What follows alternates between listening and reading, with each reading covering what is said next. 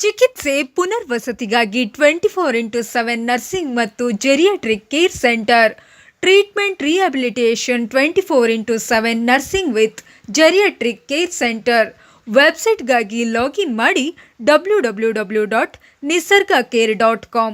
ಉದ್ಯೋಗಕ್ಕಾಗಿಯೂ ಕೂಡ ಸಂಪರ್ಕಿಸಿ. Contact for job also. ಪ್ರಿಯ ವೀಕ್ಷಕರೇ, ಎಲ್ಲರಿಗೂ ನಮಸ್ಕಾರ. ನಾನು ನಿಮ್ಮ ಪ್ರೀತಿಯ ಮಗಲ್ಮಕ್ಕಿ ಗಣೇಶ್, ಸ್ಥಾನಿಕ ಸಂಪಾದಕ ಅವಿನ್ ಟಿವಿ. ನಾನೀಗ ದಕ್ಷಿಣ ಕನ್ನಡ ಜಿಲ್ಲೆಯ ಬೆಳ್ತಂಗಡಿ ತಾಲೂಕಿನ ಉಜಿರೆಯಲ್ಲಿದ್ದೀನಿ. ಉಜಿರೆಯ ಒಂದು ಹಳ್ಳಿ ಇದು. ಮಹೇಶ್ ಶೆಟ್ಟಿಯನ್ನವರ ಮನೆಯಲ್ಲಿದ್ದೀನಿ. ಕಾರ್ಯಕ್ರಮ ಸೌಜನ್ಯಕ್ಕಾದರೂ ನ್ಯಾಯ ಬೇಡವಾ? ಕಾರ್ಯಕ್ರಮ ಒಂದು ಸೌಜನ್ಯಕ್ಕಾದರೂ ನ್ಯಾಯ ಬೇಡವಾ? ಈಗ ಒಂದು ಈ ಮಹೇಶ್ ಶೆಟ್ಟಿ ಅಂದರೆ ಯಾರು, ಅವ್ರು ಏನು, ಅವ್ರ ಬ್ಯಾಕ್ಗ್ರೌಂಡ್ ಏನು, ಅವರ ವಿದ್ಯಾಭ್ಯಾಸ ಏನು, ಅವರ ಹೋರಾಟ ಏನು, ಹಿಂದ್ಗಡೆ ಫೋಟೋ ನೋಡಿದ್ರೆ ನಿಮ್ಗೆ ಗೊತ್ತಾಗುತ್ತೆ ಏನು ಹೋರಾಟ ಅಂತ. ಹಿಂದೂ ಕಟ್ಟವಾದಿ.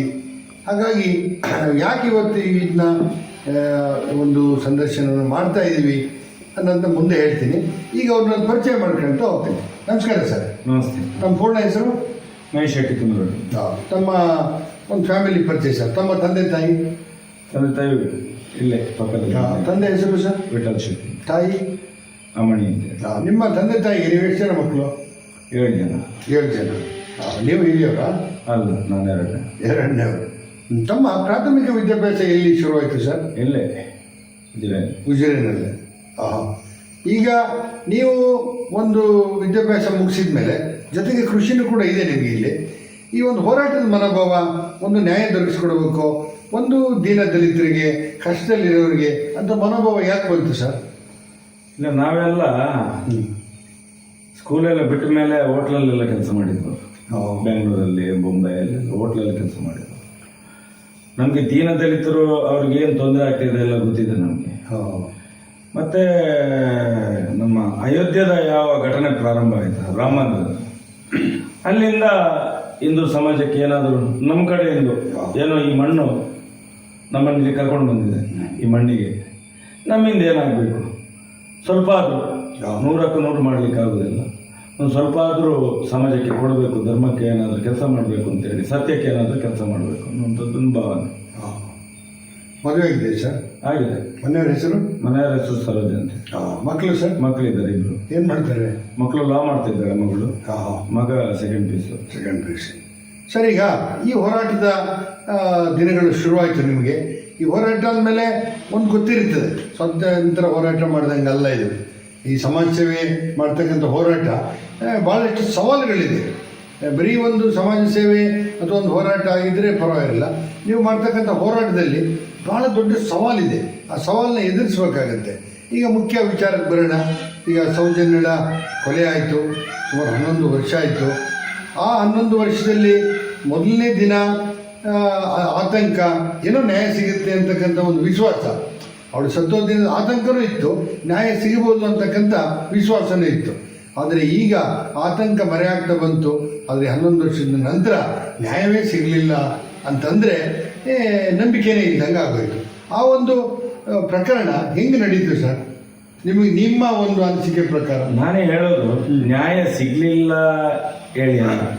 ಯಾಕಂತ ಹೇಳಿದರೆ, ನಾವು ಏನೋ ಸಂತೋಷ ಅಂತ ಇದ್ದಾನೆ, ಅವನನ್ನು ಹಿಡಿಬೇಕಾದ್ರೆ ಹೇಳಿದ್ರು, ಅವನಲ್ಲ ನಿರಪರಾಧಿ. ಅವ್ರ ತಾಯಿ ಕೂಡ ಹೇಳಿದ್ದಾರೆ, ಸೌಜನ್ಯನ ತಾಯಿ ಕೂಡ ಎಲ್ಲರೂ ಹೇಳಿದ್ದಾರೆ. ಸರ್ವೇ ಸಾಮಾನ್ಯ ನಮ್ಮ ಹೋರಾಟದಲ್ಲಿ ಇದ್ದವರು ಎಲ್ಲರೂ ಹೇಳ್ತಾ ಇದ್ದಾರೆ, ಇಲ್ಲ ಅವನಲ್ಲ, ಜನಗಳು ಬೇರೆ ಇದ್ದಾರೆ. ಅಂದ್ರೆ ಲೋಕಲ್ ಅಲ್ಲಿ ಕಣ್ಣಿಗೆ ಕಾಣುವಂತ ಸತ್ಯ ಅದು. ಲೋಕಲ್ ಅಲ್ಲಿ ದೂರ ದೂರ ಇದ್ದವರಿಗೆ ದೂರದ ಬೆಟ್ಟ ನುಣ್ಣಗೆ ಅಂತ ಹೇಳ್ತಾರೆ. ಆಗ ಯಾರಿಗೆ ಗೊತ್ತಿರೋದಿಲ್ಲ.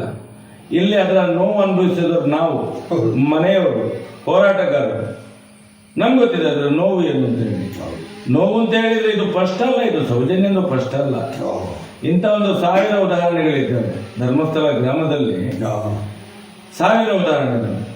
ಅದನ್ನೆಲ್ಲ ನೋಡಿದ್ರೆ ದೇವರಿಗೆ ಏನೋ ಮನಸ್ಸಿಗೆ ಅನಿಸ್ತಂತ ಕಾಣ್ತದೆ. ಇವರನ್ನು ಒಂದ್ಸಲ ಏನಾದ್ರು ಮಧ್ಯ ರಸ್ತೆಯಲ್ಲಿ ನಿಲ್ಲಿಸ್ಬೇಕು, ಆ ಮಂಜುನಾಥನಿಗೆ, ಅಣ್ಣಪ್ಪನಿಗೆ ಯಾರಾದ್ರೂ ಒಬ್ಬನನ್ನು ರೆಡಿ ಮಾಡ್ಬೇಕು. ಇದಕ್ಕೆ ಯಾರಾದ್ರೂ ಎದುರು ನಿಲ್ಲುವಬೇಕು. ಬೆಟ್ಟಕ್ಕೆ ಬೆಟ್ಟ ಅಡ್ಡ ಇದೆ ಅಂತ ಹೇಳುವಂತ ಒಂದು ಗಾದೆ ನಮ್ಮ ಹಿರಿಯರು ಹೇಳ್ತಾರೆ. ಅದೇ ರೀತಿಯಲ್ಲಿ ದೇವರು ಇವತ್ತು ನಾವು ಆ ಪ್ರಕರಣ ಆಗ್ತದೆ, ಸೌಜನ್ಯನ ಅತ್ಯಾಚಾರ ಮಾಡ್ತಾರೆ, ಈ ರೀತಿ ಕ್ರೂರವಾಗಿ ಕ್ರೂರಿಗಳು ಮಾಡದಂತ, ಒಂದು ಭಯೋತ್ಪಾದಕರು ಮಾಡದಂತ ರೀತಿಯಲ್ಲಿ ಅವಳನ್ನು ಯಾವ ರೀತಿ ಅತ್ಯಾಚಾರ ಮಾಡಿದರೆ ನಾವು ಇವತ್ತು ಕೂಡ ಅವಳ ಫೋಟೋ ನೋಡಿದ್ರೆ ಕಣ್ಣಲ್ಲಿ ನೀರು ಬರ್ತದೆ. ನಮಗೆ ಕಣ್ಣಲ್ಲಿ ನೀರು ಬರ್ತದೆ. ಅವ್ರು ಯಾವುದೋ ಜಾತಿ, ನಾವು ಯಾವುದೋ ಜಾತಿ, ಅದಲ್ಲ ಪ್ರಶ್ನೆ ಇರುವುದು. ಪ್ರಶ್ನೆ ಇರುವುದು ನಡೆದಂತ ಘಟನೆ ಯಾವ ರೀತಿಯಲ್ಲಿ ಆಗಿದೆ, ಯಾರು ಮಾಡಿದ್ದಾರೆ, ಇದು ಇರುವಂತದ್ದು. ಆ ದೃಷ್ಟಿಯಿಂದ ನೋಡುವಾಗ ಧರ್ಮಸ್ಥಳದವರಿಗೆ ಇದು ಹೊಸ್ತಲ್ಲ, ಅವರಿಗೆ ಹೊಸ್ತಲ್ಲ, ನಮ್ಗೆ ಹೊಸ್ತು, ನಮ್ಗೆ ಹೊಸ್ತು. ನಾವು ಹೋರಾಟದಲ್ಲಿ ಸಾಧಾರಣ ಹಿಂದೂ ಜಾಗರಣೆ ವೇದಿಕೆಯಲ್ಲಿ ಹಲವಾರು ವರ್ಷ ನಾನು ಹೋರಾಟ ಮಾಡಿದ್ದೇನೆ. ಹೋರಾಟ ಮಾಡಿದ ಸಂದರ್ಭದಲ್ಲೂ ನಮ್ಮ ಸಂಘಟನೆಗೂ ಪ್ರಾಬ್ಲಮ್ ಆಗಿದೆ. ಯಾರನ್ನು ಬೆಳೆಯಲಿಕ್ಕೆ ಬಿಡುವಂತ ಇದೇ ಇಲ್ಲ ನಮ್ಮ ಬೆಳ್ತಂಗಡಿ ತಾಲೂಕಿನಲ್ಲಿ. ನಾವೇ ನಮ್ಮಿಂದ ದೊಡ್ಡವರು ಯಾರಿಲ್ಲ. ರಾಜಕೀಯವು ನಮ್ದು, ಡಿಪಾರ್ಟ್ಮೆಂಟ್ ನಮ್ದು, ಕಾನೂನು ನಮ್ದು, ಎಲ್ಲ ಒಡೆದಾಳುವ ನೀತಿ. ಏನು ಬ್ರಿಟಿಷರು ಆವತ್ತು ಮಾಡಿದ್ರು ಅದು ಈಗ ನಮ್ಗೆ ಆವತ್ತು ಸಿಗ್ಲಿಲ್ಲ, ನಾವಿರ್ಲಿಲ್ಲ. ಈಗ ಕಣ್ಣಿಗೆ ಕಾಣ್ತಾ ಉಂಟು ನಮ್ಗೆ. ಇಲ್ಲಿ ಈಗ ಕಣ್ಣಲ್ಲಿ ನೋಡ್ತಾ ಇದ್ದೇವೆ ನಾವು. ನಾನು ಅದನ್ನೊಂದು ಸಾಧಾರಣ 1992ರಲ್ಲಿ ನೋಡಿದ್ದೇನೆ. ಅದಕ್ಕೆ ಮೊದಲು ನಾವು ಇಲ್ಲಿ ಫಸ್ಟಿಗೆ ನಾವು ಇಲ್ಲಿಯವರಲ್ಲ, ನಾವು ಆಕ್ಚುಲಿ ಉಡುಪಿಯವರು. ನೇಟಿವ್ ನಮ್ದು ತಾಯಿಯ ಮನೆ ಉಡುಪಿ, ತಂದೆ ಮನೆ ಕಟೀಲು. ಇಲ್ಲಿ ಬಂದು ಜಾಗ ತಗೊಂಡು ನಾವಿದನ್ನು ಪರ್ಚೇಸ್ ಮಾಡಿದ್ದು. ಇದು ಯಾರ್ದು ತಲೆ ಹೊಡೆದು ಮಾಡಿದ ಇದು ಜಾಗ ಅಲ್ಲ. ಇದು ನಮ್ಮ ತಂದೆ ತಗೊಂಡಂತ ಜಾಗ, ಇದು ಪರ್ಚೇಸ್ ಮಾಡಿದಂತ ಜಾಗ. ಇಲ್ಲಿ ಯಾರ್ದು ಎಕ್ವೈರ್ ಮಾಡಿಕೊಂಡು ಡಿಕ್ಲರೇಷನ್ ಕೊಟ್ಟು ಮಾಡಿದ ಭೂಮಿ ಎಲ್ಲ ಇದು. ನಾವು ಹೊರಗಡೆಯಿಂದ ಬಂದವರು. ಏನೋ ಈ ಮಣ್ಣು ನಮ್ಮನ್ನು ಇಲ್ಲಿ ಕರೆದಿದೆ, ಇದು ಸತ್ಯ. ನಮ್ಮ ಮನೆಗೂ ವೀರೇಂದ್ರ ಹೆಗ್ಗಡನ್ನು ಕರೆಸಿದ್ದೇವೆ ಬಹಳ ಹಿಂದೆ, 1968ರಲ್ಲಿ ಈ ಜಾಗ ತಗೊಂಡಿದ್ರು. ಆಗ ಬ್ಯಾಂಡ್, ಕೊಂಬು ವಾದ್ಯದಲ್ಲಿ ಎಲ್ಲ ತಗೊಂಡು ಬಂದು ನಮ್ಮಲ್ಲಿ ಇಲ್ಲಿ ದೇವಮಾತ್ಮ, ಕಟೀಲಿದ್ದು ದೇವಮಾತ್ಮ ಆಗುವಾಗ ಬೇಜಾರು ಸ್ವಾಮಿಗಳು ಇವರನ್ನೆಲ್ಲ ದೇವರಾಗಿ ಕರ್ಕೊಂಡು ಬಂದಿದ್ದೇವೆ ನಾವು. ಸ್ಥಾನಮಾನಕ್ಕೆ ಗೌರವ ಕೊಡುವವರೇ. ನಾವೇನು ಮರದ ಕೊಂಬೆಯಿಂದ ಕೆಳಗೆ ಬಿದ್ದವರಲ್ಲ, ಮರದ ಕೊಂಬೆಯಿಂದ ಬಿದ್ದವರಲ್ಲ ನಾವು. ನಮ್ಗೆ ಗೊತ್ತಿದೆ ಧರ್ಮ ಅಂದ್ರೆ ಏನು, ಸತ್ಯ ಅಂದ್ರೆ ಏನು, ನ್ಯಾಯ ಅಂದ್ರೆ ಏನು, ಇದೆಲ್ಲ ಗೊತ್ತಿದೆ ನಮ್ಗೆ. ಇದನ್ನು ನೋಡುವಾಗ ವಯಸ್ಸಾಗ್ತಾ ಆಗ್ತಾ ನಾವು ಇವ್ರದೊಂದು ಕಾರ್ಯಗಳನ್ನು ನೋಡುವಾಗ ಇಲ್ಲಿ ಏನೋ ಒಂದು ತೊಂದರೆಗಳು ಜನಸಾಮಾನ್ಯರಿಗೆ ಆಗ್ತಾ ಇದೆ. ಬೇರೆ ಬೇರೆ ರೀತಿಯಲ್ಲಿ, ಬೇರೆ ಬೇರೆ ರೀತಿಯಲ್ಲಿ. ಯಾಕಂತ ಹೇಳಿದ್ರೆ ಮೈಗಂಡ್ರಿಗೆ ಏನ್ ಗೊತ್ತಾ, ಕೆಲಸ ಮಾಡದೆ ತಿನ್ನುವವರಿಗೆ ಅವರಿಗೆ ಯಾರ್ದು ನೋವು, ಯಾರ್ದು ತೊಂದರೆ ಏನಾಗಿದೆ ಗೊತ್ತಾಗೋದಿಲ್ಲ. ಅವ್ರದ್ದು ಒಂದೇ ಅಜೆಂಡಾ, ಯಾವುದು? ಮೈಗಂಡು. ಕೆಲಸ ಮಾಡದೆ ದುಡಿಯದೆ ತಿನ್ನುವವರು. ಅವರಿಗೆ ಇಂಥದ್ದೆಲ್ಲ, ಈ ಕ್ರೂರ ಕೃತ್ಯಗಳೆಲ್ಲ ಮಾಮೂಲಿ ಆಗಿದೆ. ಅದನ್ನು ಇನ್ನೂ ಜಾಸ್ತಿ ಮಾಡ್ಲಿಕ್ಕೆ ಪ್ರಾರಂಭ ನೋಡಿ ನೋಡಿ ಅಭ್ಯಾಸ ಆಗಿದೆ. ಯಾರು ಸಾಯಿ ಮನೆಯವ್ರ ಸತ್ರನ್ನು ಪೊಲೀಸ್ನವರಿಗೆ ಅದು ಕ್ಯಾರ್ ಅನ್ಸೋದಿಲ್ಲ. ಯಾಕಂತ ಹೇಳಿದ್ರೆ ಮಾಮೂಲಿ ಇವರಿಗೆ ಅದೇ ರೀತಿ ಆಗಿದೆ. ಒಂದು ಧರ್ಮದ ಕ್ಷೇತ್ರದಲ್ಲಿ ಕೂತು ಇವರಿಗೆ ಅದೇ ರೀತಿ ಆಗಿದೆ. ಯಾರ ಮಕ್ಕಳು ಸತ್ರೆ ಏನು, ಯಾರ ಮಕ್ಕಳನ್ನು ಅತ್ಯಾಚಾರ ಮಾಡಿದ್ರೇನು, ಯಾರ ಜಾಗವನ್ನು ಒಡೆದು ಬಿಡಿಸಿದ್ರೇನು, ಯಾರ ಮನೆಗಳಿಗೆ ಬೆಂಕಿ ಹಚ್ಚಿದ್ರೇನು, ಯಾರ ತೋಟವನ್ನು ನಾಶ ಮಾಡಿ ಒಳಗೆ ಹಾಕಿದ್ರೇನು, ಈ ರೀತಿಯ ಒಂದು ಪರಿಸ್ಥಿತಿ. ಇದನ್ನೆಲ್ಲ ನೋಡಿ ನೋಡಿ ನಮಗೆ ಒಂದು ರೀತಿಯಲ್ಲಿ ಮಾನಸಿಕವಾಗಿ ನಾವು ಜರ್ಜರಿತೇವೆ.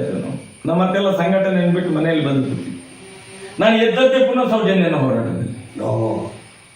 ಅಲ್ಲಿವರೆಗೆ ನೀವು ಸುಮ್ಮನೆ ಇದ್ದೀರಿ? ಈಗ ಇಲ್ಲ, ಮಿಡ್ಲಲ್ಲಿ ಬಿಟ್ಟು ನಾನು ಸಂಘಟನೆಗಳೆಲ್ಲ ಬಿಟ್ಟು ಅದರ ಮೇಲೆ ಇದನ್ನೆಲ್ಲ ಸ್ವಲ್ಪ ನಾನು ಏನೋ ಕೃಷಿ ಮಾಡಿಕೊಂಡು ನಮ್ಮ ತಂದೆ ಮಾಡಿದ ಜಾಗದಲ್ಲಿ ಇದ್ದೇನೆ, ನಾನು ಬದುಕ್ತಾ ಇದ್ದೆ. ಸೌಜನ್ಯನ ಘಟನೆ ಆದಾಗ ಕೂಡ 9 ತಾರೀಕು 9/10/2012ರಲ್ಲಿ ನಾನೆಲ್ಲೋ ಒಂದು ನನ್ನ ತೋಟದಲ್ಲಿ ಕೆಲಸ ಮಾಡ್ತಾ ಇದ್ದೆ. ಇಟಾಚಿ ಇತ್ತು, ಇಟಾಚಿ ಅವ್ರ ಕೆಲಸಕ್ಕೆ ಬಂದಿದ್ದು ನಾನು ಕೆಲಸ ಮಾಡ್ತಾ ಇದ್ದೆ. ಆಗ ಧರ್ಮಸ್ಥಳದ ಒಬ್ಬ ಹುಡುಗ ಫೋನ್ ಮಾಡಿದ, ಅಣ್ಣ ಇಲ್ಲಿ ಈ ಒಂದು ಹುಡುಗಿಯನ್ನು ಅಪಹರಣ ಮಾಡಿದ್ದಾರೆ, ನಾವು ಅವ್ರ ಅಂಗಡಿಯಲ್ಲಿ ಕೆಲಸ ಮಾಡ್ತಾ ಇದ್ದಂಥ ಹುಡುಗ ಮೊದಲು ನೀವೊಂದ್ಸಲ ಬನ್ನಿ ಅಂತ ಹೇಳಿ. ನಾನು ಅದು ಕೇಳಿದೆ ಎಲ್ಲಿ ಅಂತ ಹೇಳಿ. ನೇತ್ರಾವತಿ ನದಿ ಆ ಕಡೆ ಅಂತ ಹೇಳಿ, ಧರ್ಮಸ್ಥಳ ಗ್ರಾಮದೊಳಗಡೆ ನೇತ್ರಾವತಿ ನದಿ ಆ ಕಡೆ. ನಾನು ಬರೋದಿಲ್ಲ ಅಂತ ಹೇಳಿದೆ. ನಾನು ಆವತ್ತು ಹೇಳಿದೆ, ಇವತ್ತು ಅದನ್ನೇ ಹೇಳೋದು. ನಾನು ಸೇರಿಸ್ಲಿಕ್ಕೆ ಇಲ್ಲ ಇದರಲ್ಲಿ. ನಮಗೆ ಇದು ಕೂಡಿಸು ಬಾಗಿಸು ಕಳೆ ಇದೆಲ್ಲ ಗೊತ್ತಿಲ್ಲ ನಮಗೆ ಗೊತ್ತೇ ಇಲ್ಲ. ನಾವು ಕಲ್ತದ್ದು 7ನೇ ಕ್ಲಾಸ್ ಕಲ್ತದ್ದು. ನಾವು ಪೂರ್ತಿ 8 ಸಹ ಆಗಲಿಲ್ಲ. ನಮ್ಗೆ ಕಲ್ತದ್ದು 7ನೇ ಕ್ಲಾಸ್. ನಾವು ಅವರ ಸ್ಕೂಲಲ್ಲಿ ಕಲ್ತದ್ದು, ಧರ್ಮಸ್ಥಳದವ್ರದ್ದು ಸ್ಕೂಲಲ್ಲಿ ಕಲ್ತದ್ದು ನಾವು. ಹಾಗಾಗಿ ನಾನು ಹೇಳೋದು, ಕರೆದ್ರೂ ಹೋಗ್ಲಿಲ್ಲ, ನಾನು ಬರುವುದಿಲ್ಲ ಅಂತ ಹೇಳಿದೆ. ಅಲ್ಲಿ ಅಣ್ಣಪ್ಪ ಮತ್ತು ಮಂಜುನಾಥ ಸ್ವಾಮಿ, ನಾವು ಅದಕ್ಕೆ ಬರುವುದೇ ಇಲ್ಲ. ನ್ಯಾಯ ದೇವತೆ ಅಣ್ಣಪ್ಪ, ಮಾತು ಬೆಳೆದ ಮಂಜುನಾಥ, ತೀರ್ಮಾನ ತೆಗೋತಾರಪ್ಪ. ನಾವ್ ಯಾಕೆ ಬರುವುದಲ್ಲಿ ಸುಮ್ಮನೆ ಇಲ್ಲದ್ರೆ? ನಾವು ಬಂದ್ರೆ ಮುಖಕ್ಕೆ ತಕ್ಕ ಮಾತಾಡ್ಲಿಕ್ಕೆ ಆಗೋದಿಲ್ಲ, ನೇರವಾಗಿ ಮಾತಾಡ್ಬೇಕಾಗ್ತದೆ. ಸುಮ್ಮನೆ ಕಾಂಟ್ರವರ್ಸಿ. ನಾನು ಅಂತೂ ಈಗ ಸೈಡ್ಗೆ ಬಂದಿದ್ದೇನೆ, ನನ್ನಷ್ಟಿಗೆ ಬದುಕ್ತಾ ಇದ್ದೇನೆ, ಬದುಕಲಿಕ್ಕೆ ಬಿಡಿ ನಮ್ಮನ್ನು ಅಂತ ಹೇಳಿ ಹೋಗ್ಲಿಲ್ಲ. ಹುಡುಗನಿಗೆ ಬೇಜಾರಾಯ್ತು. ಇಲ್ಲ, ನಿನಗೆ ಬೇಜಾರಾದ್ರೂ ಬರೋದಿಲ್ಲ ಅಂತೇಳಿ ಮರು ದಿವಸ 10/9/2012 ಒಂದು ಬಾಡಿ ಸಿಕ್ತು. ಬಾಡಿ ಸಿಕ್ಕಿದಾಗ ಕರೆದ್ರು ನನ್ನನ್ನು. ಬರೋದಿಲ್ಲ ಅಂತ ಹೇಳಿದೆ. ನಾನು ನೋಡ್ಲಿಕ್ಕೆ ಆಗುದಿಲ್ಲ ಅದನ್ನೆಲ್ಲ. ಈ ರೀತಿಯ ವಾತಾವರಣದಲ್ಲಿ ಬಾಡಿ ಸಿಕ್ಕಿದೆ. ನಿನ್ನೆ ನಾವೆಲ್ಲ ಹುಡುಕಿದ್ದೇವೆ ಅದೇ ಜಾಗದಲ್ಲಿ. ನಿನ್ನೆ 9 ತಾರೀಕಿಗೆ ರಾತ್ರಿ ಅದೇ ಜಾಗದಲ್ಲಿ ಹುಡುಕಿದ್ದಾರೆ. ಅದು ಜಾಗ ಅಂತ ಹೇಳಿದ್ರೆ ಎಲ್ಲೋ ಒಂದು 100 ಕಿಲೋಮೀಟರ್ ಇಲ್ಲ, ಅಲ್ಲೇ ಎಲ್ಲಿಂದ ಎಳ್ಕೊಂಡು ಹೋಗಿದ್ದಾರೆ, ಅಲ್ಲೇ ಅದರ ಪಕ್ಕದಲ್ಲೇ ಸಿಕ್ಕಿದೆ. ಅದು 9ನೇ ತಾರೀಕಲ್ಲಿ ಇಲ್ಲ, ರಾತ್ರಿ ಸಾಧಾರಣ 4:15 ಗಂಟೆ ಅಂತ ಹೇಳಿದ್ರೆ ಅವತ್ತು ಪೂರ್ತಿ ಮಳೆ ಅಂತ ಹೇಳಿದ್ರೆ ಏನು ರಾಕ್ಷಸ ಮಳೆ. ಅದು ಸಾಮಾನ್ಯ ಮಳೆ ಅಲ್ಲ. ಯಾಕಂತ ಹೇಳಿದ್ರೆ ನೀವು ಈಗಲೂ ಅಲ್ಲಿ ಹೋದ್ರೆ ನೋಡಿದ್ರೆ ನಿಮ್ಗೆ ಗೊತ್ತಾಗುವುದು. ಆ ಬಾಡಿ ಸಿಕ್ಕಿದ ಜಾಗದಲ್ಲಿ ರೋಡ್ ಸಾಧಾರಣ ಅವಳ 10ನೇ ತಾರೀಕಿಗೆ ಬಾಡಿ ಸಿಗುವಾಗ ಸಿಕ್ಕಿದ ಜಾಗದಿಂದ ಮಾರ್ಗ ಸಾಧಾರಣ ಒಂದು 7-8 ಫೀಟ್ ಹೈಟಿಗೆ ಬರ್ಬೋದು. ಅದಕ್ಕೆ ತಾಗಿ ನೀರು ಹೋಗ್ತಾ ಇತ್ತು. ಈ ಬಾಡಿ ಅಷ್ಟು ಗುಂಡಿಯಲ್ಲಿತ್ತು. ರಾತ್ರಿ ಬಾಡಿ ಇದ್ದ ಜಾಗಕ್ಕೂ ಹೋಗ್ಲಿಕ್ಕೆ ಆಗ್ಲಿಲ್ಲ. ಅಲ್ಲಿ ಅಷ್ಟು ನೀರಿತ್ತು, ಒಂದು ಆಳೆತ್ತರಕ್ಕೆ ನೀರಿತ್ತು. ಅದ್ರ ಮೇಲೆ ಗುಡ್ಡೆ ಎಲ್ಲ ಹುಡುಕಿದ್ದಾರೆ, ಪೂರ್ತಿ ಎಲ್ಲ ಕಡೆ ಹುಡುಕಿದ್ದಾರೆ. ಎಷ್ಟು? ಒಬ್ಬ ಇಬ್ಬರಲ್ಲ. ಅಲ್ಲೇನು 1000 ಎಕರೆ ಜಾಗ ಇಲ್ಲ, 1000 ಎಕರೆ ಜಾಗ ಇಲ್ಲ. ಎಲ್ಲ ಕ್ಲೀನ್ ಆಗಿ ರಾತ್ರಿ ಸಾಧಾರಣ 1-2 ಗಂಟೆ ತನಕ ಹುಡುಕಿದ್ದಾರೆ. ಬಾಡಿ ಸಿಗ್ಲಿಲ್ಲ, ಕುರುಹುಗಳಿಲ್ಲ, ಯಾವುದಿಲ್ಲ. ಮರು ದಿವಸ ಬಾಡಿ ಸಿಕ್ಕಿದ ಜಾಗದಲ್ಲಿ ನೀರಿತ್ತು, ಅಲ್ಲಿಗೆ ಹೋಗ್ಲಿಕ್ಕೆ ಆಗ್ಲಿಲ್ಲ. ಆಯ್ತು ಅಂತೇಳಿ 10ನೇ ತಾರೀಕಿದ್ದು 10ನೇ ತಾರೀಕಿಗೆ ಬಾಡಿ ಸಿಕ್ತಲ್ಲಿ. ಬಾಡಿ ಸಿಗ್ಬೇಕಾದ್ರೆ ಅಲ್ಲಿ ಹೇಗೆ ಬಾಡಿ ಸಿಕ್ಕಿದ್ನು ಪ್ರಶ್ನೆ ನಮ್ಗೆ. ಬಾಡಿ ಅಲ್ಲಿ ಹೇಗೆ ಸಿಕ್ತಪ್ಪ? 9ನೇ ತಾರೀಕಿಗೆ ಸಿಗ್ಬೇಕು. 1 ಗಂಟೆ ತನಕದ ಅಲ್ಲಿ ನೀರಿತ್ತು, ಅಲ್ಲಿಗೆ ಹೋಗ್ಲಿಕ್ಕೆ ಆಗ್ತಾ ಇರ್ಲಿಲ್ಲ ಅಂತ ಹೇಳಿ ನಮ್ಗೆ ಅಲ್ಲಿಂದ ಡೌಟ್ ಪ್ರಾರಂಭ ಆಯ್ತು. ಅರೆ 10 ತಾರೀಕಿಗೆ ಬಾಡಿ ಸಿಕ್ತು, ಅದು ಮರುದು 9ನೇ ತಾರೀಕಿಗೆ ನೀರಿದ್ದ ಜಾಗ. ಅದು ಬಾಡಿ ನೋಡಿದ್ರೆ ಒದ್ದೆ ಆಗ್ಲಿಲ್ಲ, ಬಟ್ಟೆ ನೋಡಿದ್ರೆ ಒದ್ದೆ ಆಗ್ಲಿಲ್ಲ, ಬ್ಯಾಗಲ್ಲಿ ಪುಸ್ತಕ ಇತ್ತು ಬೆನ್ನಿನ ಮೇಲೆ, ಅದು ಒದ್ದೆ ಆಗ್ಲಿಲ್ಲ, ಏನಾಗ್ಲಿಲ್ಲ, ಸೊಕ್ಕ ಇದೆ ಎಲ್ಲ. ಇದು ಹೇಗೆ ಆಯ್ತು ಅನ್ನುವಂಥ ಪ್ರಶ್ನೆ ಅಲ್ಲಿಂದ ಪ್ರಾರಂಭ ಆಯ್ತು ಜನಗಳಿಗೆ. ಅಲ್ಲಿಂದ ಇದು ಇಲ್ಲಿ ನಡೆದಂತ ಅತ್ಯಾಚಾರ ಕೊಲೆ ಪ್ರಕರಣ ಅಲ್ಲ, ಇದು ಎಲ್ಲೋ ಮಾಡಿ ತಂದು ಇಲ್ಲಿ ಹಾಕಿದ್ದು. ಇನ್ನೊಂದು ಕಾರಣ ಏನಂತ ಹೇಳಿದ್ರೆ, ಮಧ್ಯಾಹ್ನ ಸಾಧಾರಣ 11 ಗಂಟೆ ಆಗುವಾಗ ಇದು ಜನಗಳೆಲ್ಲ ಹೋಗ್ತಿದ್ದಾರಲ್ಲ, ಒಂದು ಕಾಲಲ್ಲಿ ಒಂದು ಪೆಟ್ಟಾಗಿತ್ತು ಅವಳಿಗೆ. ಹೇಳ್ಕೊಂಡು ಬಂದು ತಂದು ಹಾಕುವಾಗಲೇ ಏನು ಅಂತ ಗೊತ್ತಿಲ್ಲ, ಜೋ ಇತ್ತು ಅದು ಏನು ಅಂತ ಗೊತ್ತಿಲ್ಲ, ರಕ್ತ ಸುರಿತಿತ್ತು. ಒಂದು ಹೆಣ್ಣು 9ನೇ ತಾರೀಕಿಗೆ ಹೋದ್ಮೇಲೆ ಅಲ್ಲಿ ಆವತ್ತೇ ರಾತ್ರಿ ಸತ್ತಿದ್ರೆ ಮರುದಿವಸ ಬೆಳಿಗ್ಗೆ 11 ಗಂಟೆ ಆಗುವ ಕಾಲಲ್ಲಿ ರಕ್ತ ಹೇಗೆ ಸುರಿಯೋದು? ಅದು ಒಂದು ಡೌಟ್ ಆಯ್ತು. ಬಟ್ಟೆ ಒದ್ದೆ ಇಲ್ಲ, ಬ್ಯಾಗ್ ಒದ್ದೆ ಇಲ್ಲ, ಅಲ್ಲಿ ಚೀಟಿ ಸಿಕ್ತು, 2 ನಂಬರ್ ಇತ್ತು, ಅದು ಒದ್ದೆ ಆಗ್ಲಿಲ್ಲ. ಹಾಗಾದ್ರೆ ನಡೆದ ಘಟನೆ ಇಲ್ಲಿ ಅಲ್ಲ, ಇದು ಜನರಿಗೆ ಸ್ಪಷ್ಟವಾಯಿತು. 11ನೇ ತಾರೀಕಿಗೆ ಗೋಮಠ ಬೆಟ್ಟದಲ್ಲಿ ಇವನನ್ನು ಹಿಡಿದ್ರು. ಯಾರನ್ನು? ನಿರಪರಾಧಿ ಸಂತೋಷ್ ರಾವ್ ಹಿಡಿದ್ರು. ಅವರನ್ನು ಹಿಡಿದದ್ದು ಯಾರು? ಇಲ್ಲಿಯ ಪೊಲೀಸ್ ಹಿಡದೇ ಇಲ್ಲ, ಧರ್ಮಸ್ಥಳದ ಕೆಲಸದವ್ರು ಹಿಡಿದದ್ದು. ಅಲ್ಲೇ ನೋಡಿ, ಈಗ ಒಬ್ಬ ಆರೋಪಿ ಅಂತ ಹೇಳ್ತಾರೆ ಮಲ್ಲಿಕ್ ಜೈನ್ ಅಂತ ಹೇಳಿ. 9 ತಾರೀಕಿಗೆ ಮಧ್ಯಾಹ್ನ ಇದೇ ಜಾಗದಲ್ಲಿ ಅವರ ಸೌಜನ್ಯ ಚಿಕ್ಕಮ್ಮ ಬರುವಾಗ, ಮನೆಯಿಂದ ಅಂಗಡಿಗೆ ಚಿಕ್ಕಮ್ಮ ಬರುವಾಗ ಮಧ್ಯಾಹ್ನ 2:30 ಗಂಟೆಗೆ ಅಲ್ಲೇ ಇದ್ದ ಟೀಮಿನಲ್ಲಿ ಒಬ್ಬ ಇದ್ದವ ಇವನು. ಯಾರು? ಮಲ್ಲಿಕ್ ಜೈನ್. ಇದೇ ಬಾಡಿ ಸಿಕ್ಕಿತಲ್ಲ, ಹೌದು. ಅದೇ ಜಾಗದಲ್ಲಿ ಹತ್ತಿರನೇ 2 ಬೈಕ್ ನಿಂತಿತ್ತು. ಒಂದು ಬೈಕ್ ಉಜಿರೆಯಿಂದ ಧರ್ಮಸ್ಥಳಕ್ಕೆ ಮುಖ ಮಾಡಿತ್ತು, ಇನ್ನೊಂದು ಬೈಕ್ ಧರ್ಮಸ್ಥಳದಿಂದ ಉಜಿರೆಗೆ ಮುಖ ಮಾಡಿತ್ತು. ಅದರಲ್ಲಿ ಆ ಹೆಂಗಸಿಗೆ ಅವನ ಕ್ಲಾಸ್ಮೇಟ್ ಯಾರು ಸೌಜನ್ಯಲ ಚಿಕ್ಕಮ್ಮ ಅವನು ನೋಡಿದ್ದಾನೆ. ಅದು ಮಾತಾಡ್ಸ್ಲಿಕ್ಕೆ ಹೋಗ್ಲಿಲ್ಲ. ಅಲ್ಲಿ ಇಬ್ಬರು ಏನು ಬಾಡಿ ಸಿಕ್ಕಿತ್ತು ಅಲ್ಲಿಂದ ಮೇಲೆ ಬರ್ತಿದ್ರು ಗುಂಡಿಯಿಂದ. ಏನೋ 10ವರೆಗೆ ಬಾಡಿ ಸಿಕ್ಕಿತ್ತು, ಆ ಜಾಗದಿಂದ ಮೇಲೆ ಬರ್ತಿದ್ರು. ಇಲ್ಲಿ ಬಹಳ ಕಷ್ಟ ಉಂಟು ಮಾರೆ ಅನ್ನುವಂತ ಮಾತು ಇವರು ಕಿವಿಗೆ ಬಿದ್ದಿದೆ. ಮತ್ತೊಂದು ವರ್ಷ ಅಂತ ಹೇಳಿ ಹುಡುಗಿ ಆ ಹೊತ್ತಿನಲ್ಲಿ ಅಲ್ಲಿ ಪಾಸ್ ಆಗಿದ್ದಾರೆ. ಅವಳನ್ನು ಕ್ಲಾಪ್ ಹಾಕಿ ಕರೆದಿದ್ದಾರೆ ಇವರೆಲ್ಲ. ಆ ವರ್ಷಂದು ತನಿಖೆ ಆಗಲಿಲ್ಲ. ಮತ್ತೆ ಸಹ ಇಷ್ಟ ತನಕ ಅವಳದು ಹೇಳಿಕೆಗಳಿಲ್ಲ. ಇದನ್ನು ನೋಡಿದೆವು. ಅವರ ಚಿಕ್ಕಮ್ಮಂದು ಹೇಳಿಕೆ ಇಲ್ಲ, ಕಾಲಲ್ಲಿ ರಕ್ತ ಬರುವುದು ಇಲ್ಲ. ಅಷ್ಟು ಮಳೆ ಬಂದಿದೆ. ಸಾಧಾರಣ 9-10 ಗಂಟೆ ತನಕ ಜೋರಾಗಿ ರಾಕ್ಷಸ ಮಳೆ, ಸಿಕ್ಕಾಪಟ್ಟೆ, ಸಾಧ್ಯವೇ ಇಲ್ಲ. 1-2 ಗಂಟೆ ತನಕ ಜಿಟಿ ಮಳೆ ಬಂದಿದೆ. ಏನಾದ್ರೂ ಒಂದು ಅಕ್ಷರ ಆದ್ರೂ ಮಾಸ್ಬೇಕಲ್ವಾ? ಏನಿಲ್ಲ. ಅದೊಂದು ಡೌಟು. ಚಿಕ್ಕಮ್ಮಂದು ತನಿಖೆ ಆಗ್ಲಿಲ್ಲ. ಅಲ್ಲಿ ಅವರನ್ನು ಮಧ್ಯಾಹ್ನ ನೋಡಿದ್ದಾರೆ. ಅವ್ರದ್ದು ಟವರ್ ಲೊಕೇಶನ್ ಪತ್ತೆ ಮಾಡ್ಲಿಕ್ಕೆ ಹೋಗ್ಲಿಲ್ಲ ಇವರು ಪೊಲೀಸ್ನವರು. ವರ್ಷಂದು ಕ್ಲಾಪ್ ಹಾಕಿ ಕರೆದಿದ್ದಾರೆ. ಯಾವ ಪರೀಕ್ಷೆ ಅಂತ ಕೇಳಿದ್ದಾಳೆ, ಅವಳು ಉತ್ತರ ಕೊಟ್ಟಿಲ್ಲ, ಸೀದಾ ನೇರವಾಗಿ ಹೋಗಿದ್ದಾಳೆ. ಇದೊಂದು ಡೌಟು. ಕಾಲಲ್ಲಿ ರಕ್ತ ಬರ್ತಾ ಇದೆ, ಅದೊಂದು ಡೌಟು. ಮರುದಿವಸ ಬಾಡಿ ಸಿಕ್ಕುವಾಗ ಕಾಲಲ್ಲಿ ಒಂದು ಚಪ್ಪಲಿ ಇಲ್ಲ, ಕೊಡೆ ಇಲ್ಲ ಅವಳದು. ಎಲ್ಲ ಡೌಟು. 11 ತಾರೀಕಿಗೆ ಇವನನ್ನು ಹಿಡಿದಾಗ ಧರ್ಮಸ್ಥಳದ ಕೆಲಸದವರೇ ಹಿಡಿದದ್ದು, ಅದು ಗೋಮಠ ಮಟ್ಟದಲ್ಲೇ ಹಿಡಿದದ್ದು, ಅವರ ಕೆಲಸದವಳೇ ಹಿಡಿದದ್ದು. ಯಾವ್ದು ಈ ಪ್ರಕರಣದಲ್ಲಿ ಮನೆಯವರ ಆರೋಪಿಯಿಂದ ಕಾಣಿಸಿದ್ದಾರೆ ಅದೇ ಮಲ್ಲಿಕ್ ಜೈನ್ ಇದ್ದ ಅಲ್ಲಿ 9 ತಾರೀಕಿಗೆ ಮಧ್ಯಾಹ್ನ 2:30 ಗಂಟೆಗೆ. ಇದನ್ನೆಲ್ಲ ನೋಡುವಾಗ ಸತ್ಯ ಅಲ್ವ ಇದು? ಕಣ್ಣಿಗೆ ಕಾಣುವಂತ ಸತ್ಯ. 1000 ಮಂದಿ ಹೇಳ್ತಾರೆ ಇದನ್ನು. ಇದು ಯಾವುದು ತನಿಖೆಯಲ್ಲಿ ಬರುವುದಿಲ್ಲ ಅಂತ ಹೇಳಿದ್ರೆ ಇದನ್ನು ಮುಚ್ಚಿಸಿದ್ಯಾ ಯಾರು ಸ್ವಾಮಿ? ಯಾರು? ಹರ್ಷೇಂದ್ರ ಹೆಗ್ಡೆ ಮಗನ ಮೇಲೆ ಆರೋಪ ಮಾಡಿದ್ದಾರೆ, ನಿಶ್ಚಲ್ ಜೈನ ಮೇಲೆ. ಅವನದೊಂದು ಏನೋ ಪಾಸ್ಪೋರ್ಟ್ ಇದೆಲ್ಲ ಇದು ಕೊಟ್ಟರು, ಅದು ಡೂಪ್ಲಿಕೇಟ್ ಅಲ್ಲ. ಹೋದದ್ದು ಬಂದದ್ದು ಒಂದೇ ಡೇಟ್ಗೆ ಇರ್ತದೆ. ಅದು ಹೇಗೆ ಹೋಗುದು ಬರುದು? ಇದೇನು ಸೈಕಲ್ ಅಲ್ಲಿ ಹೋಗುದು ಬರೋಲ್ಲ ಅಲ್ಲ. ಅದನ್ನು ನೋಡುವಾಗ ಅದರಲ್ಲಿ ಡೌಟು. ವೀರೇಂದ್ರ ರೆಡ್ಡಿ ಅವರು ಹೇಳ್ತಾರೆ 1 ವರ್ಷದ ಮೇಲೆ ಸಿಬಿಐಗೆ ಕೊಡಿ ಅಂತೇಳಿ. ಎಲ್ಲ ಮುಗಿತಾ ಆದ್ಮೇಲೆ ಸಿಬಿಐಗೆ ಕೊಡಬೇಕು ಅಂತೇಳಿ. ನಾವು 2012ರಲ್ಲಿ ಅಲ್ಲಿಗೆ ಕಾಲಿಟ್ಟದ್ದು ನನ್ನ ಮೇಲೆ FIR ಮಾಡಿಸಿದ್ದಾರೆ. ನಾನು 11 ತಾರೀಕಿಗೆ ಅಲ್ಲಿ ಹೋದೆ. ತೋಟದಲ್ಲಿ ಇದ್ದೆ ಅಂದ್ರೆ 11ಕ್ಕೆ ಯಾಕೆ ಹೋದ್ರಿ ಸರ್? 11ಕ್ಕೆ ಸಾಧಾರಣ ನಾನು ತೋಟದಲ್ಲಿ ಕೆಲಸ ಮಾಡ್ತೇನೆ. ಕಡಿಲಿಲ್ವಾ? ಹೋಗ್ಬಿಟ್ರೆ ಸೀದಾ? ಅಲ್ಲ ಎಲ್ಲ ಬೇಡ ಸುಮ್ಮನಿದ್ರು. ಅಲ್ಲ 11 ತಾರೀಕಿಗೆ ಓದೋದು ಯಾಕಂತ ಹೇಳಿದ್ರೆ ಇಲ್ಲಿ ಒಬ್ಬರು ಸರ್ಕಲ್ ಇನ್ಸ್ಪೆಕ್ಟರ್ ಇದ್ರು, ಸುದರ್ಶನ್ ಅಂತ ಹೇಳಿ. ಅವ್ರು ಇಲ್ಲಿಂದ ಟ್ರಾನ್ಸ್ಫರ್ ಆಗಿ ಪುತ್ತೂರಿಗೆ ಹೋಗಿದ್ರು.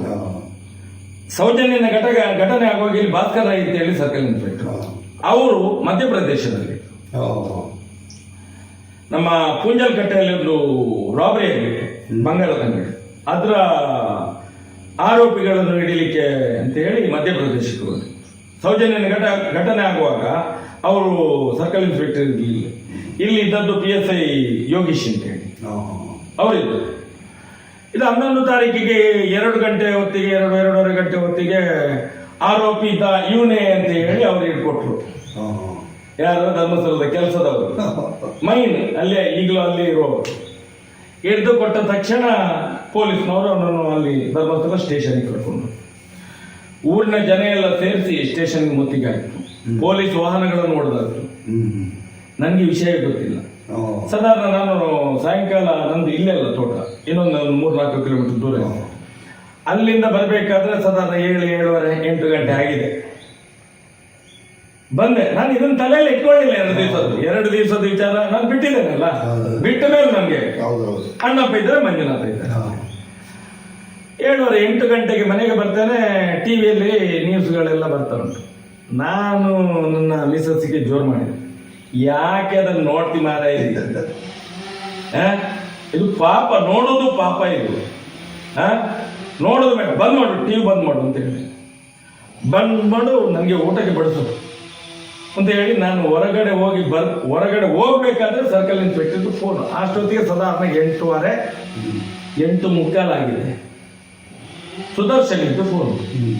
ಏನ್ ಸರ್ ಅಂತ ಹೇಳಿ, ಶೆಟ್ರು ನಾನು ಬೆಳ್ತಂಗಡಿಗೆ ಬಂದಿದ್ದೇನೆ. ಏನು ಅದು ಹೀಗೆ ಆಯಿತು, ಏನಾಯ್ತಿದೆ? ಇಲ್ಲ ನಾನು ಅಲ್ಲಿ ಧರ್ಮಸ್ಥಳಕ್ಕೆ ಹೋಗಿದ್ದೆ, ಅಲ್ಲಿ ಎಲ್ಲ ಪೊಲೀಸ್ ವಾಹನ ಎಲ್ಲ ಹೊಡಿ ಮಾಡಿದ್ರು, ಮತ್ತು ಅಲ್ಲಿಂದ ನಾವು ಈಗ ಬೆಳ್ತಂಗಡಿಗೆ ಕರ್ಕೊಂಡು ಹೋಗ್ಲಿಕ್ಕೆ ಹೇಳಿದ್ರು, ಅಲ್ಲಿ ಭಕ್ತರಿಗೆಲ್ಲ ತೊಂದರೆ ಆಗ್ತದೆ ಅಂತ ಹೇಳಿ ನಾವು ಬೆಳ್ತಂಗಡಿಗೆ ಕರ್ಕೊಂಡು ಬಂದಿದ್ದೆ. ಅಲ್ಲಿಂದ ಎಲ್ಲ ಜನಗಳು ಇಲ್ಲಿಗೆ ಬಂದಿದ್ದಾರೆ. ಅದರಲ್ಲಿ ನಿಮ್ಮ ಜೊತೆಯಲ್ಲಿ ಇರುವಂಥ ಒಬ್ಬ ಕೇಶವ್ ಅಂತ ಹೇಳಿ SC ಹುಡುಗ, ತಾಲೂಕ್ ಪಂಚಾಯತ್ ಮೆಂಬರ್, ಅವನಿಗೆ ನಾನು ಹೊಡೆದಿದ್ದೇನೆ. ಅವನು ಹೋಗಿ ಆಸ್ಪತ್ರೆಯಲ್ಲಿ ಮಲಗಿದ್ದೇನೆ. ನನ್ನ ಮೇಲೆ FIR ಮಾಡ್ತಾನೆ. ಕೇಸ್ ಮಾಡಿದರೆ ಅಟ್ರಾಸಿಟಿ ಆಗ್ತದೆ, ಹೇಗಾದ್ರೂ ಮಾಡಿ ಸರ್ ಅಂತ ಕರ್ಕೊಂಡು 8:30 ಕಳೆದಿದೆ.